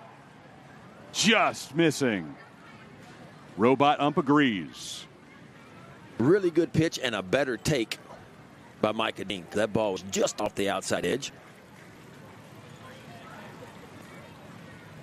1-2. Binge working to Dean. Put one in the dirt. Shintaro reached with a leadoff walk. Still standing at first.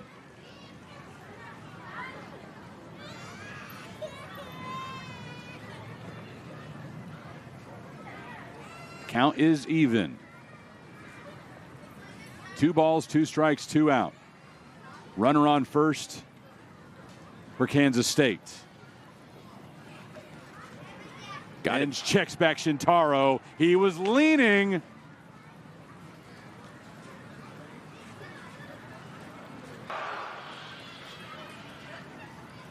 He got back. He got back. Looked like Jared Jones, first baseman, might have dropped this ball. But to me, the feed was just a little bit late. Like Shintaro had committed to come back to first base. So right now, like, see, when you see his back running that hard, give the ball up a little bit sooner. Still was time. The ball hit in the palm of the glove, went to make the tag to Jared Jones, and it popped out. Fundamental baseball. So we're back to the same situation. 2-2, 2 out. Shintaro at first, now coming to the plate, missing away, count is full. And fundamentals for a play-by-play guy, Ben. I'm looking down at my book to mark that out. I'm assuming the Tigers are going to finish the run down. Yeah. I mean, everybody in the ballpark thought they would. That's right. This is the learning curve. This is early in the year, getting yourself in these kind of situations. You work on them. Sure, you work on them in the fall. You work on it in the preseason, but you need to work on it in the ball game too, and you learn how to execute. Got him on the 3-2 pitch. Ben with a primal scream as he heads back to the Tiger bench.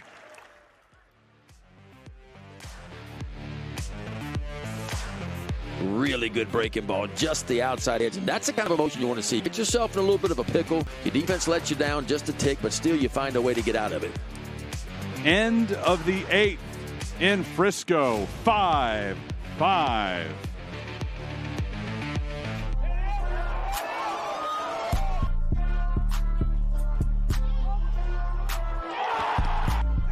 Ran up out of luck soon as I up the highest metric. The city just made it sweet, you could diabetic. They mouths were full of deceit. Let these cowards tell it. Walk in New Orleans with the etiquette, the LA yelling. Second bad, but somebody gotta do it. Got my foot up on gas, somebody gotta do it.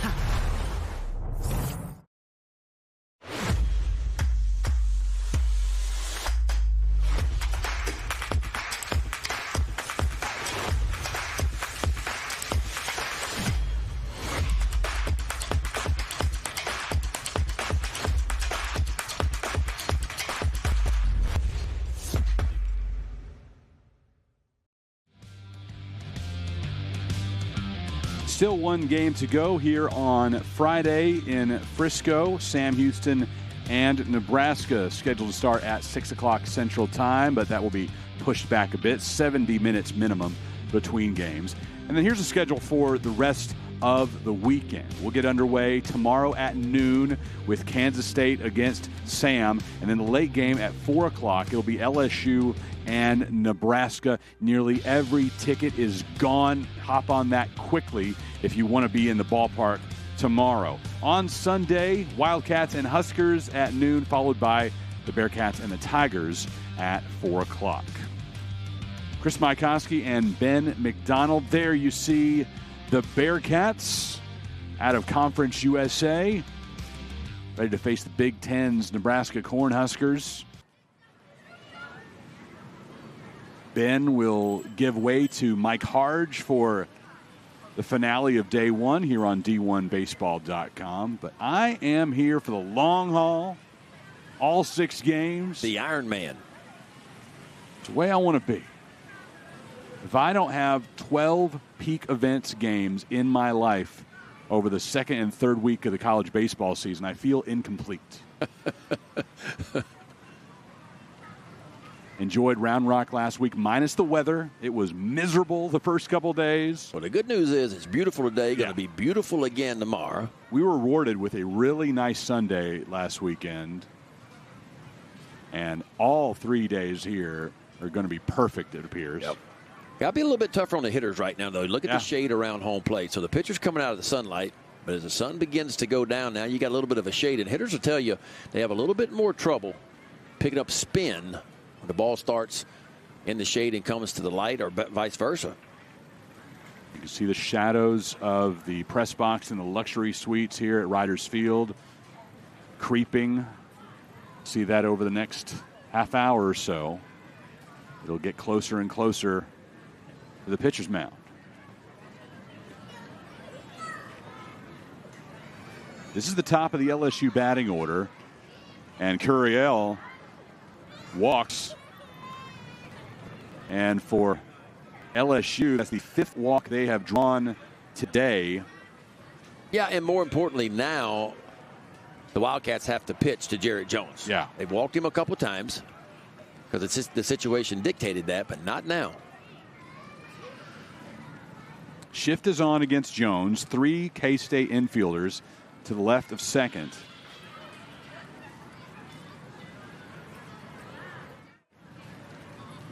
Yeah, the outfielders kind of play it straight up. You see the center fielder, Carl, kind of shaded slightly toward left center field, but everybody else is pretty well straight up. So they play him to pull on the infield, but pretty well straight up in the outfield. Jones doubled the last time he was able to swing the bat. That was in the 5th. He was intentionally walked for the second time today in the 7th and came around to score when Daniel Dickinson followed him with a home run. Boy, if I'm Jarrett Jones, I'm sitting on a breaking ball here because Blake Dean has a good one and he throws a lot of breaking balls.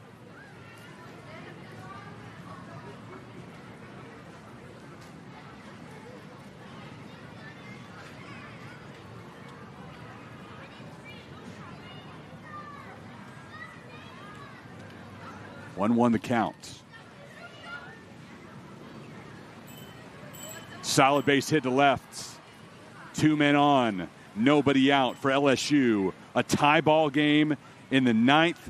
And here comes Daniel Dickinson. Last time he stepped to the plate, this is what he did. Top of the 7th. 2 men on.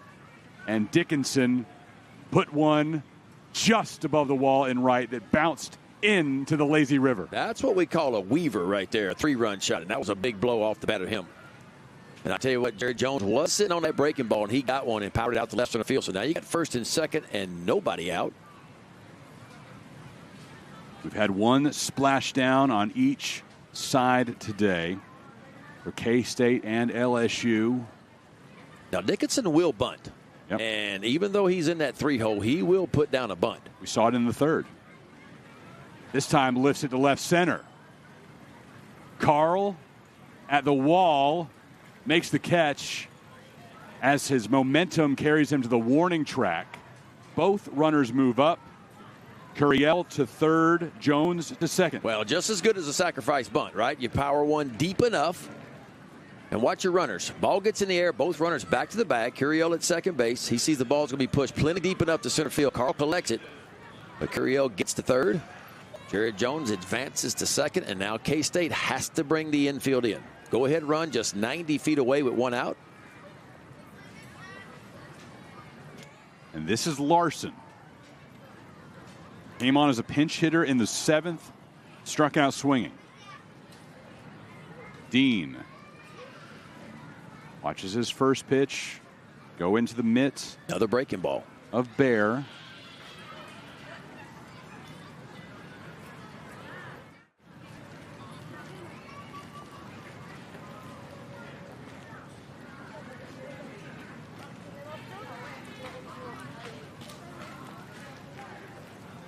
Curiel's at third. Jones is at second. Larson at the plate. Infield in, but the shift is on.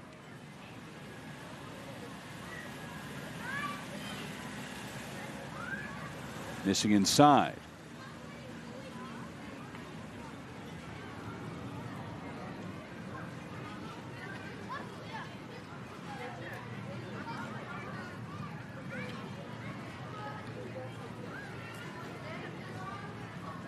One coming.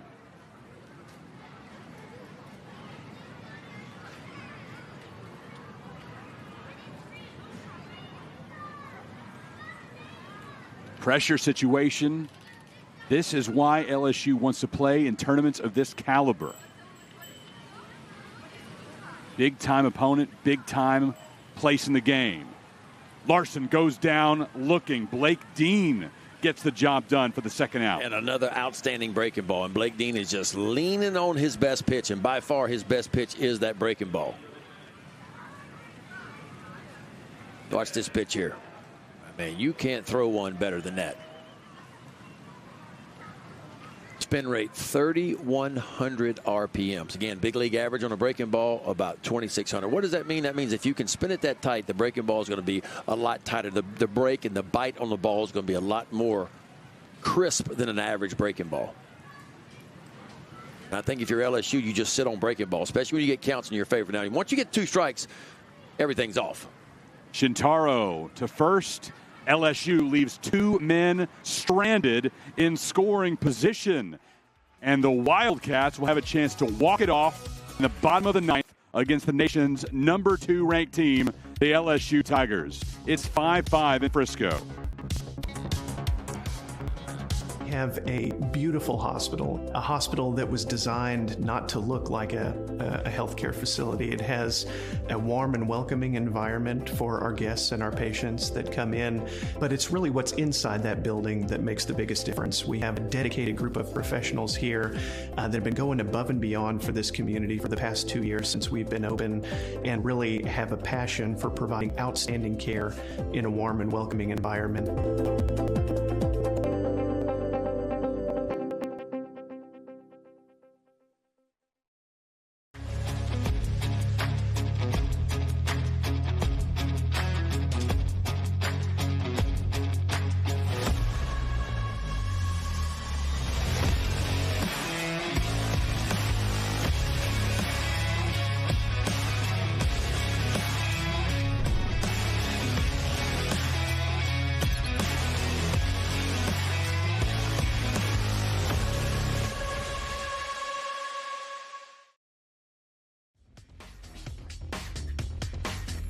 The freshman, Kason Evans, gets the call with a game tied in the bottom of the 9th inning, making his second appearance of the week.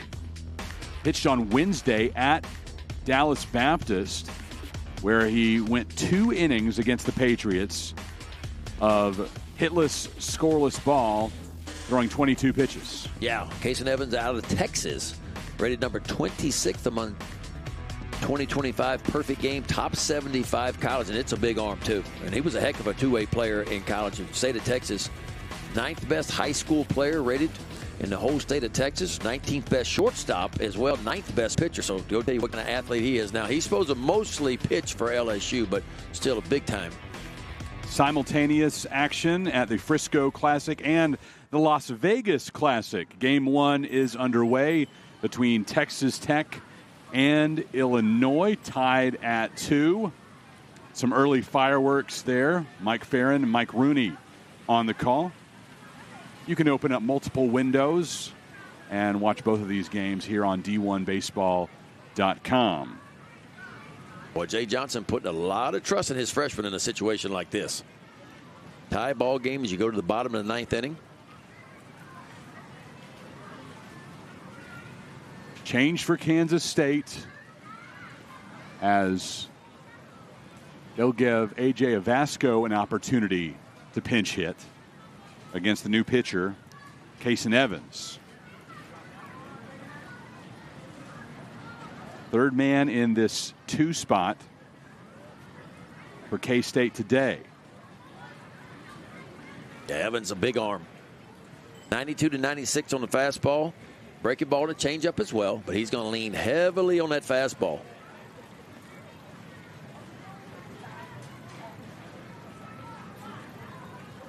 Two.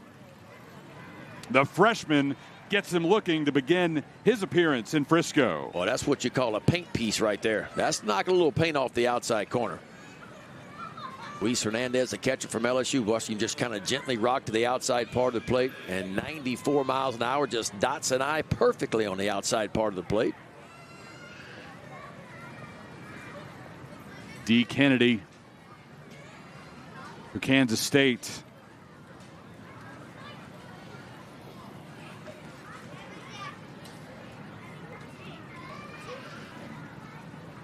The first as Kennedy delivers a base hit to left.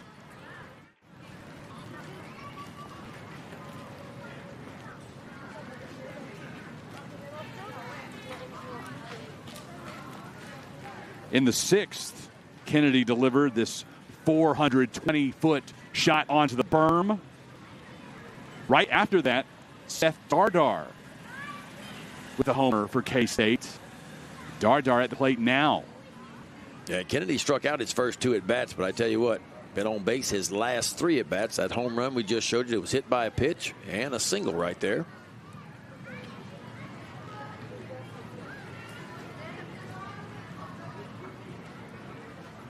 Dardar's home run, his only hit of the day. He's 1 for 4. This is what he unleashed in the 6th. Into the water. Here comes the 1-0. Into left center. Dardar delivers. Here comes Kennedy. The throw home to win the game for K-State. He's out. Wow. The Tigers are alive.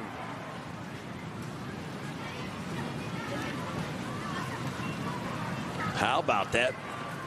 By Stephen Milam, the shortstop. Now, Josh Smith goes to get this ball, the left fielder for LSU, out in left center field. He gets it on one hop and quickly gets it into Milam. And Milam did hesitate just a tick, and you're going to see it right here, but he makes a perfect throw, and the finish on the back end by Hernandez was next level. I mean, the ball is right there, and he collects the ball, does Hernandez, and a big fist pump by Jerry Jones, who's standing on the mound. That is well done all the way around. It started with Josh Smith getting it quickly to Milam. Milam makes a perfect throw and a really good finish on the back end by Luis Hernandez. But it ain't over yet. We remain tied at 5.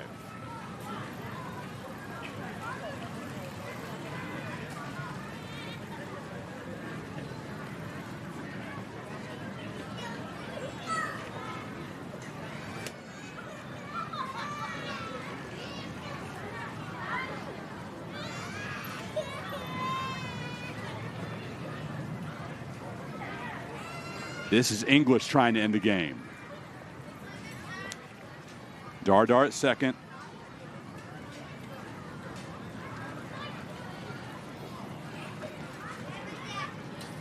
Kennedy cut down to the plate on the relay throw by Milam. The second baseman, Dickinson.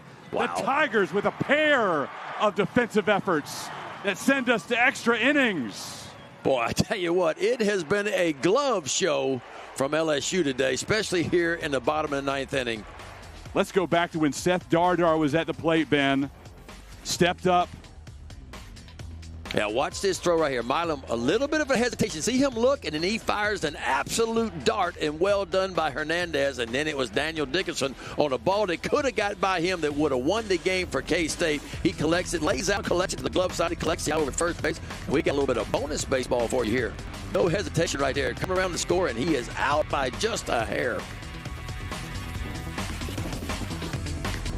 Dardar appeared to be the hero into the gap. But Pearson to Milam and on to Hernandez to cut down Kennedy. And after a great defensive play by Dickinson, we are headed to extra innings in Frisco, Texas. Game 1 of 6 on the weekend. I'd say you want to lock in Friday, Saturday, and Sunday here at Riders Field.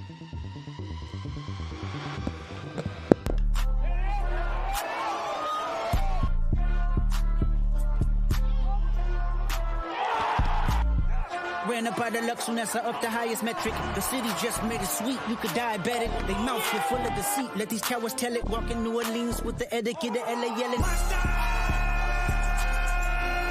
man. Second bad, but somebody gotta do it. Got my foot up on the gas, somebody gotta do it.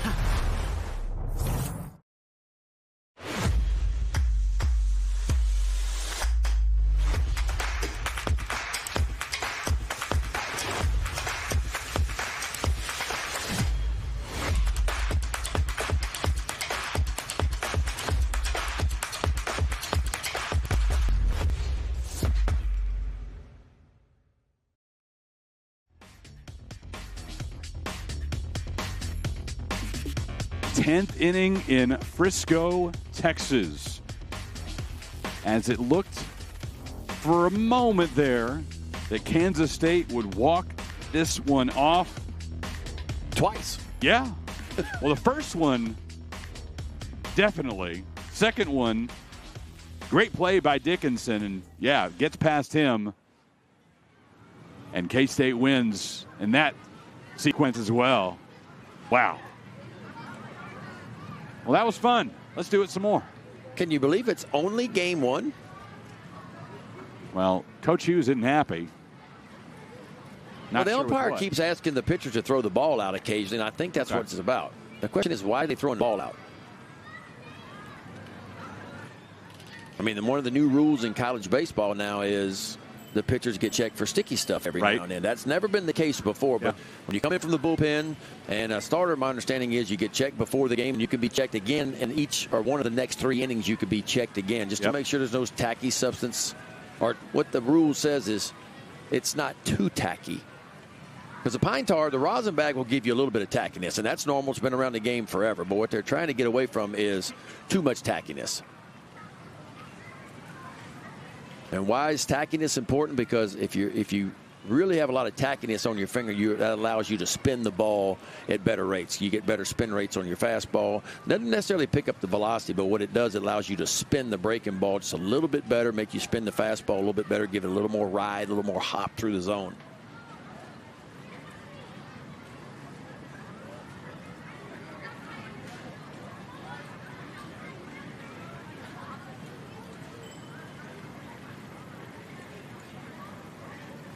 Milam fouls that one off towards the LSU dugout down the first base side. And of course, the other new thing in college baseball, if you hadn't been followed, there's 2 bases over at first base now. One for the runner, which is the orange one you see, and then, of course, the white one is for the first baseman. And we saw that come into play earlier this week with Florida against Stetson, where and that one goes oppo. Milam with a great piece of hitting. The shift was on, and he took full advantage of it. Leadoff single. That's just a really nice piece of hitting by Stephen Milam, who really came on strong and was a big part of LSU's run last year. LSU went all the way to the SEC championship game, lost to the eventual national champion Tennessee, and that's just a really good piece. Pitch it away, hit it away.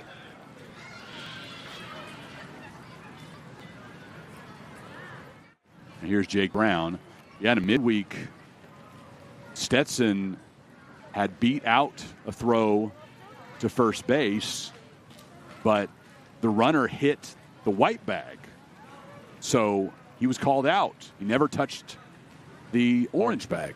Just like if a first baseman goes up on a high throw, let's say from the shortstop, and he comes down, he's got to come down on the white bag. He can't come down on the orange bag. If the first baseman comes down on the orange bag, then it is not considered. Shintaro can't bring it in. LSU will have runners on the corners with nobody out in the top of the 10th. That will probably go down as an E4 on Shintaro over at second base. The ball kicks away and allows Milam to go all the way to third base. All of a sudden for LSU, first and third, and nobody out here in the top of the 10th with Josh Pearson coming to the plate. Third error of the day for K-State. And the go-ahead run for the Tigers now just 90 feet from home. Josh Pearson due up. Coach Hughes will head to the bump before that, though. K-State announced its presence nationwide with what they did last weekend in Arlington, beating Arkansas, Michigan, and TCU. To add a win over the second-ranked LSU Tigers today would really up their stock. Now they face a no-out, two-men-on situation in the top of the 10th. Fresh pitcher coming in for the Wildcats. We'll tell you about him in a moment. 5-5 Cats and Tigers in Frisco.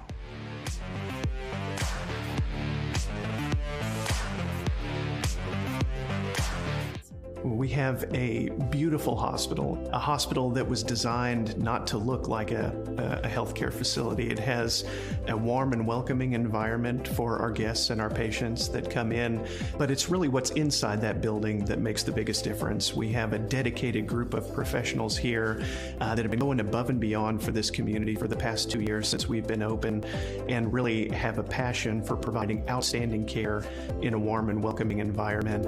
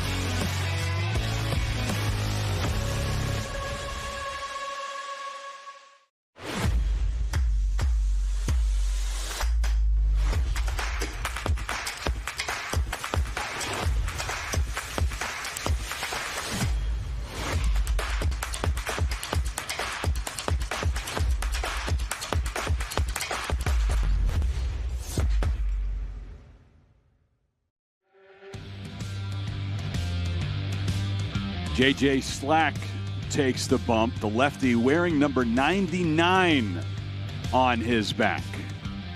How about that? Makes you think of Rick Vaughn, Mitch Williams. Wow, dang. Well, he's worked 3 1/3 this year. 3 appearances, 1 start, 3 1/3, 6 hits he's allowed, 5 earned runs. He can strike you out now, 6 strikeouts in just 3 1/3, but it's had 3 walks to go along with it. Pretty good fastball, 88 to 92. A little bit of a change-up in the slider. They say it's a high spin rate fastball. He likes to pitch up in the strike zone with his fastball. Enters with nobody out. Runners on the corners for LSU. Pearson at the plate. 3 infielders to the right of second base. Martin and Shintaro up on the grass, as is Kennedy at third base. 0-1, light tapper, foul.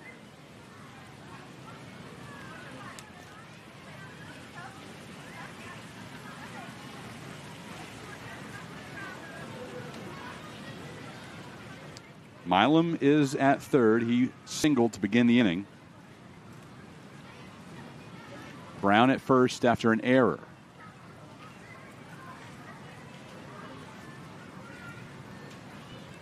Pretty tough matchup here for Josh Pearson. Lefty on lefty.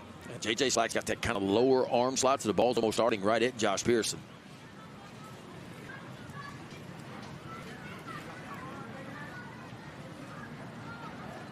Oh-2. Pearson into center. Coming on at Carl. A little bounce in front of him. Milam scores. The Tigers take a 6-5 lead in the 10th inning. That's just a veteran at-bat by a guy that's been around a lot. Talk about Josh Pearson and his 4th year at LSU. He's been in the fire a bunch for the Tigers and comes through. He gets behind the count early, but not trying to do too much. Letting this ball get deep, letting it travel, just trying to put a barrel on the ball, and he does. Shoves it right out towards center field, pushes home the go-ahead run. First and second, nobody out. You see Milam come home with the go-ahead run.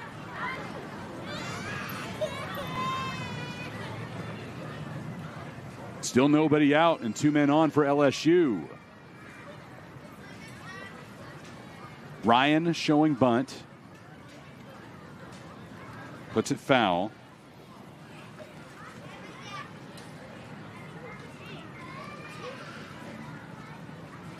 I like this by Jay Johnson right here. First and second, you've got a 1-run lead right now. Try to push those runners to second and third. You got Curiel on deck.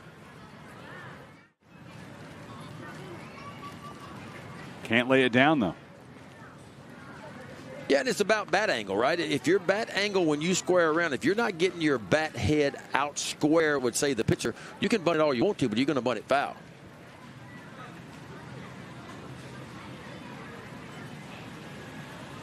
Oh-2. And again showing bunt. Putting it out there well early. Pulls back, though, and watches that one go inside.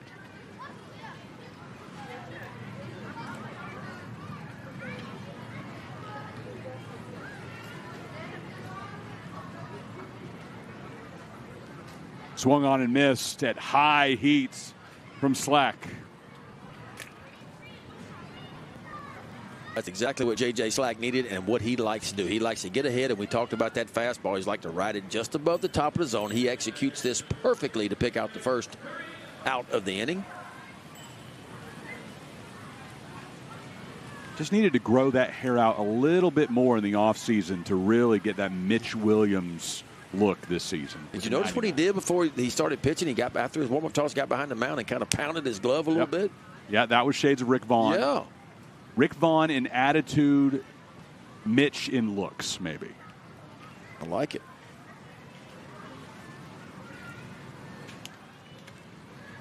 Can pull from fiction and nonfiction. 1-0, Curiel. Graduate student on the mound, freshman at the plate.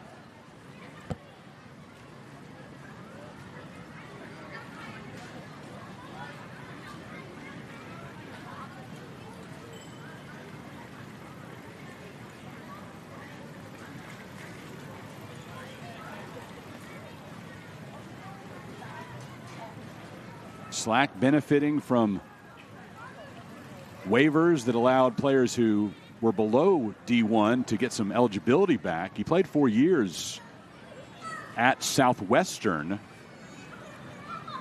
then at Kansas State last season. So 5 years of college baseball, thought his time was up. Not the case. 3-1. Nearly hit him in the head. Still ball 4, and the bases are loaded for LSU. And Jared Jones will stride to the plate with the bases packed. Nowhere to put him. Got to pitch to him again.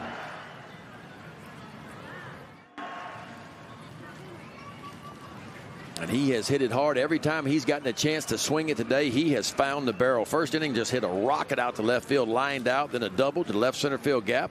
Walked him again in the 7th, and in a nice base hit there in the top of the 9th inning. Well, Slack's day is done. The task of pitching to Jones with the bases full will fall on one of his teammates. I'll tell you about the change in just a moment. Tigers have already plated 1 in the top half of the 10th. A potential for much more on D1Baseball.com.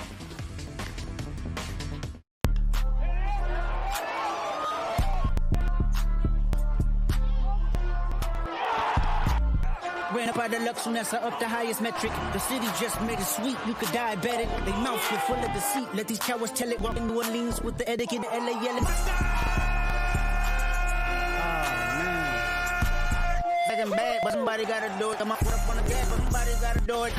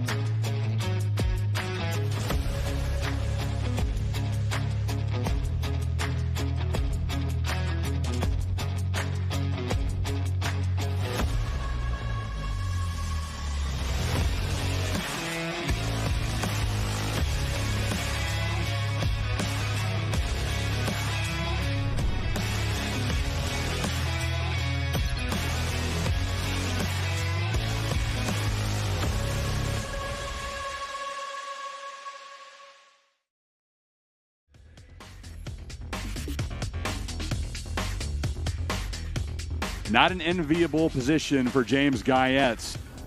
The sophomore out of Newberry Park, California, enters with one out, bases loaded for LSU, and Jared Jones due up. Yeah, Guyette making his 4th appearance of the year, all of them out of the bullpen. 3 2/3.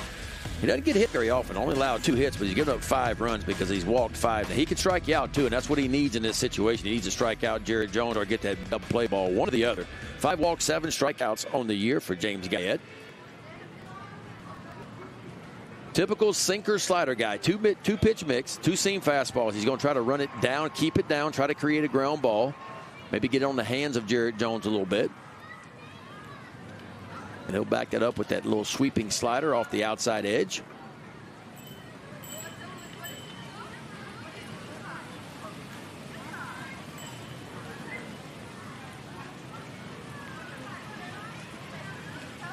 First pitch to Jones. A little high, but called for a strike by Morris. Mike Morris behind the plate. Seth Buckminster is down the first base side. Eddie Newsom down the third base line, and Scott Kennedy up the middle, making up our crew. Yeah, we got the A-team when it comes to the umpires. 0-1. Big swing. Oh, you see the movement on that 2-seam fastball. Yeah. That ball started on the outside edge and just kind of worked it back over the inner third. Coming in at 90. Well, first pitch slider, second pitch breaking ball. Now, if you're Jared Jones with 1 out, you're just trying to put something in play. The 0-2 coming to Jones. Got him on 3 pitches. One of the most dangerous bats in the SEC. And Guyette strikes him out. Well, head coach Pete Hughes pushing all the right buttons. Went and got Guyette in a big-time situation. 3 pitches, a big strikeout. And the Wildcats just 1 out away from getting off the field, just down 1. Daniel Dickerson, who has had a big day, 4 RBIs, including his 3rd home run of the year. A chance to break this one wide open. Bases full of Tigers for Daniel Dickinson with 2 out. First pitch from Guyette in the zone.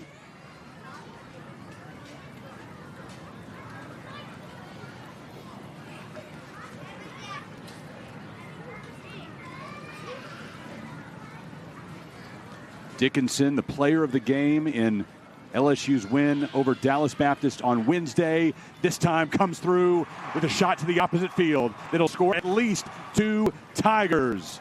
LSU up by 3 in the 10th. Just a little cue ball there. Yeah. Ball got in right on his hands. He just shoved. This time the shift hurt the Wildcats. You can see where they're shifted. They're swung over to the left side. There's nobody home at second base, and the ball probably came off the bat at 60 miles an hour, if that. Plays 2 runs for the Tigers, and boy, Dickerson has had a giant day. Make it 6 RBIs. 21 RBIs for Dickerson on the year. I think back-to-back player of the game awards may be due to Dickinson. Big week for him here in Dallas-Fort Worth. Now Larson looking for more. Runners on the corners and 2 out. And it really was a good pitch by Guyette, too. He got right in on the hands.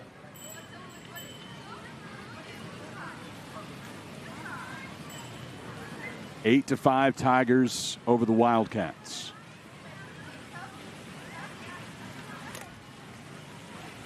Oh, 1 coming to Larson. Runner going, throw down, now coming back to the plate. Gunning down Curiel. That'll end the 10th. Tigers get 3 in the frame. One more look as Curiel gets nailed at the plate. Yeah, this is the old steal and stop. And boy, I tell you what, the shortstop, Martin, caught the ball and threw a perfect strike home. LSU pushes across 3 big runs and will take a 3-run lead into the bottom of the 10th. It'll be Madliak, Shintaro, and Martin due to the plate for K-State, needing to come back from a 3-run deficit in Frisco. We have a beautiful hospital, a hospital that was designed not to look like a healthcare facility. It has a warm and welcoming environment for our guests and our patients that come in, but it's really what's inside that building that makes the biggest difference. We have a dedicated group of professionals here that have been going above and beyond for this community for the past 2 years since we've been open, and really have a passion for providing outstanding care in a warm and welcoming environment.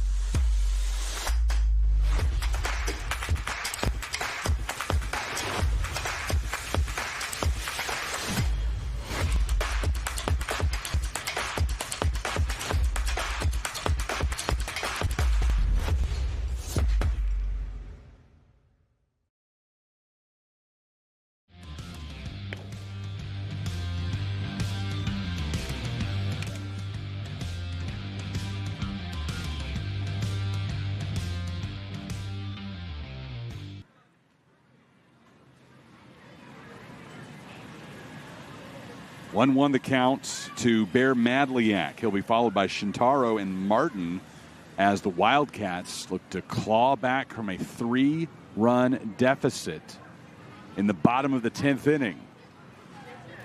Kason Evans continues on the bump for LSU in his 2nd inning of work.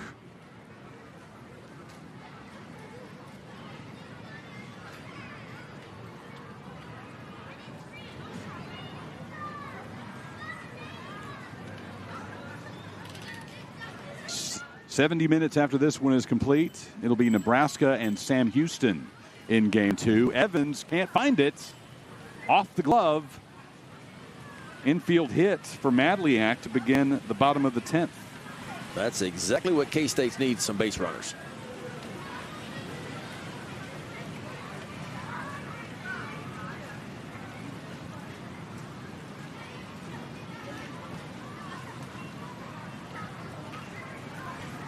Pinch runner coming for Bear Madliak.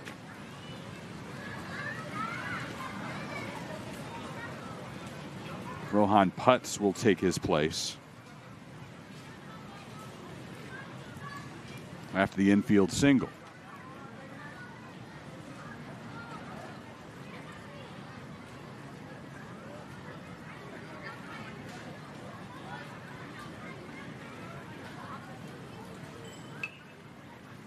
Shintaro, first pitch swinging in the left.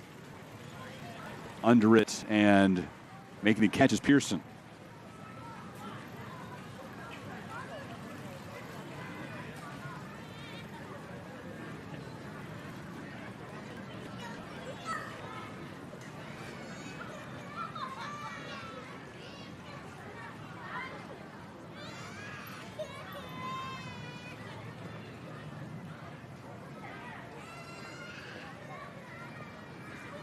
Martin.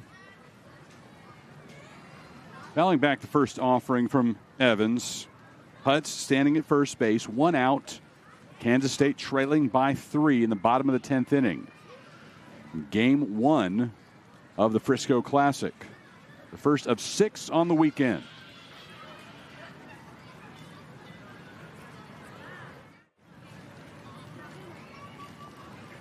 Nebraska will send Mason McConaughey to the bump in our late game. Sam Houston will counter with Ryan Peterson.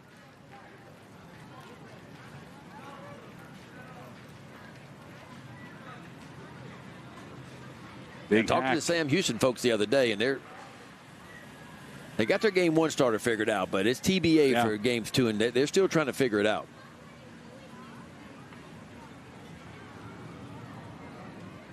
Also trying to figure out how to get the offense going. Yeah, it's been a little bit of a slow start for the Bearcats. 1-2.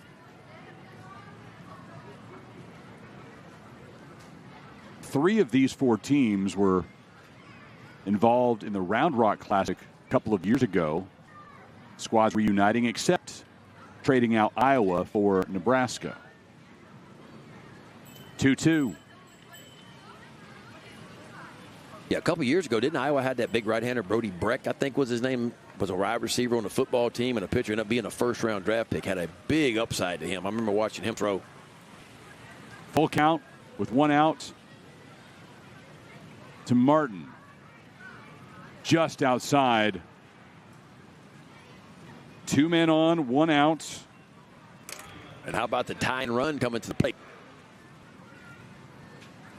Bishop due to the play, but he'll be replaced by Sam Flores. Flores, who is looking for his first hit of the season. He's 0 for 6. Sometimes a coach will just have a hunch. Yeah, you can look at it 2 ways. If you're K-State, you're saying, well, he's due. So you give him a shot.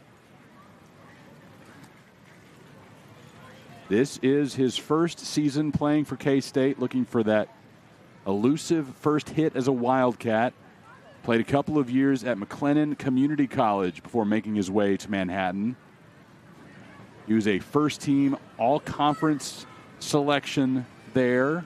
Helped the Highlanders reach the JUCO World Series.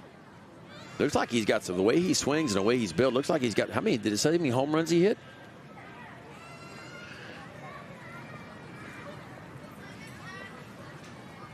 I see 68 runs batted in. Oh. I'm looking for a home run total. I don't see one.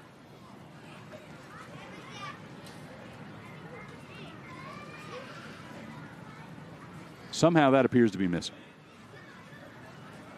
We'll see how quickly Google can find me last year's McLennan stats.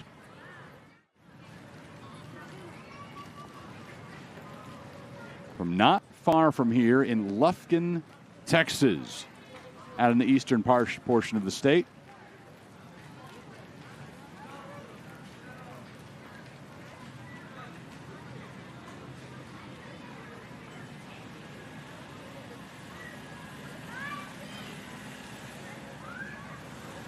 I tell you why. You go to McLennanathletics.com. Should be simple enough, right? Look at the columns of statistics available. They don't have home runs? No. Well, that's kind of an important part of the game. You would think they would have that on there. What in the world? You know, I look at these all day for various schools. This may be my least favorite team website ever. They're missing all the extra base hit columns. They go straight from hits to RBI. No doubles, no triples, no homers. What are we doing here, McLennan? Well, that'll be a mystery.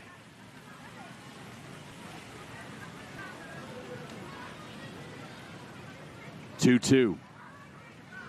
Big swing and a miss by Flores.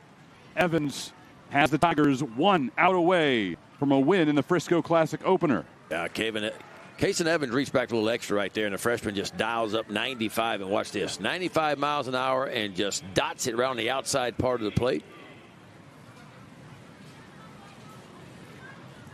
to the top of the K-State order for Micah Dean. He now represents the game-tying run.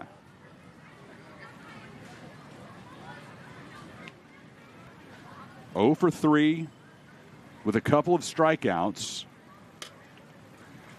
And before the biggest AB of his outing, Evans will have a conversation with Luis Hernandez.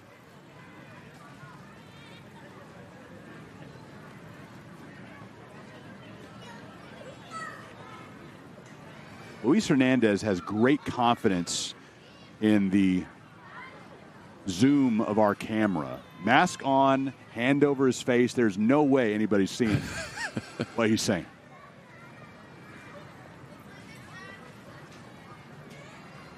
Now, if you can read lips from that far away. Hey, you never know when somebody's got binoculars. Stranger things have happened.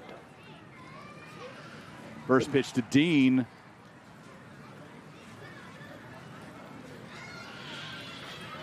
Spin rate at 2,400. Low and away. Would have been called a strike had he not swung. Great pitch. Now at 0-2, catching the outside corner. Yeah, outside corner with a little bit of hair on it, too. 94, 95 from the freshman. Yep. Evans, 1 strike away. The loudest chants of LSU of the day coming up from the Tiger faithful. 0-2 pitch, fouled back.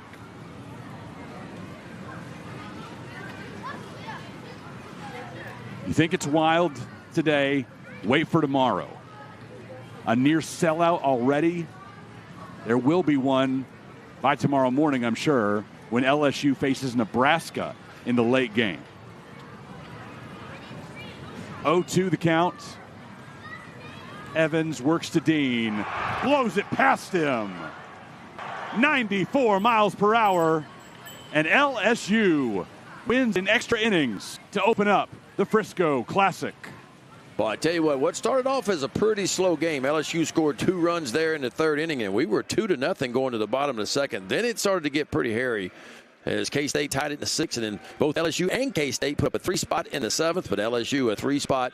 And really go back and look at some missed opportunities for K-State, and 3 errors cost Kansas State a couple of unearned runs, and that was kind of the difference in this run. But a well-played game for the most part. I mean, both these teams showed a lot of comeback in them, and you can tell both of these teams will continue to get better. And K-State's for real, folks. I'm going to tell you, they played some ranked teams, probably more ranked teams than anybody this year, and they gave LSU everything they wanted today.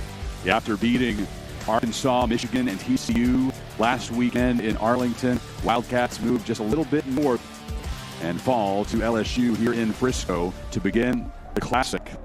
K-State's back tomorrow to face Sam Houston in our early game. That's at 2 o'clock Central Time, noon Central Time for the early game on Saturday. That'll be followed by LSU and Nebraska at 4. We're back in about 70 minutes for Game 2 on Day 1. Sam Houston and Nebraska right here on D1Baseball.com. While you wait, you can click over to the Las Vegas Classic.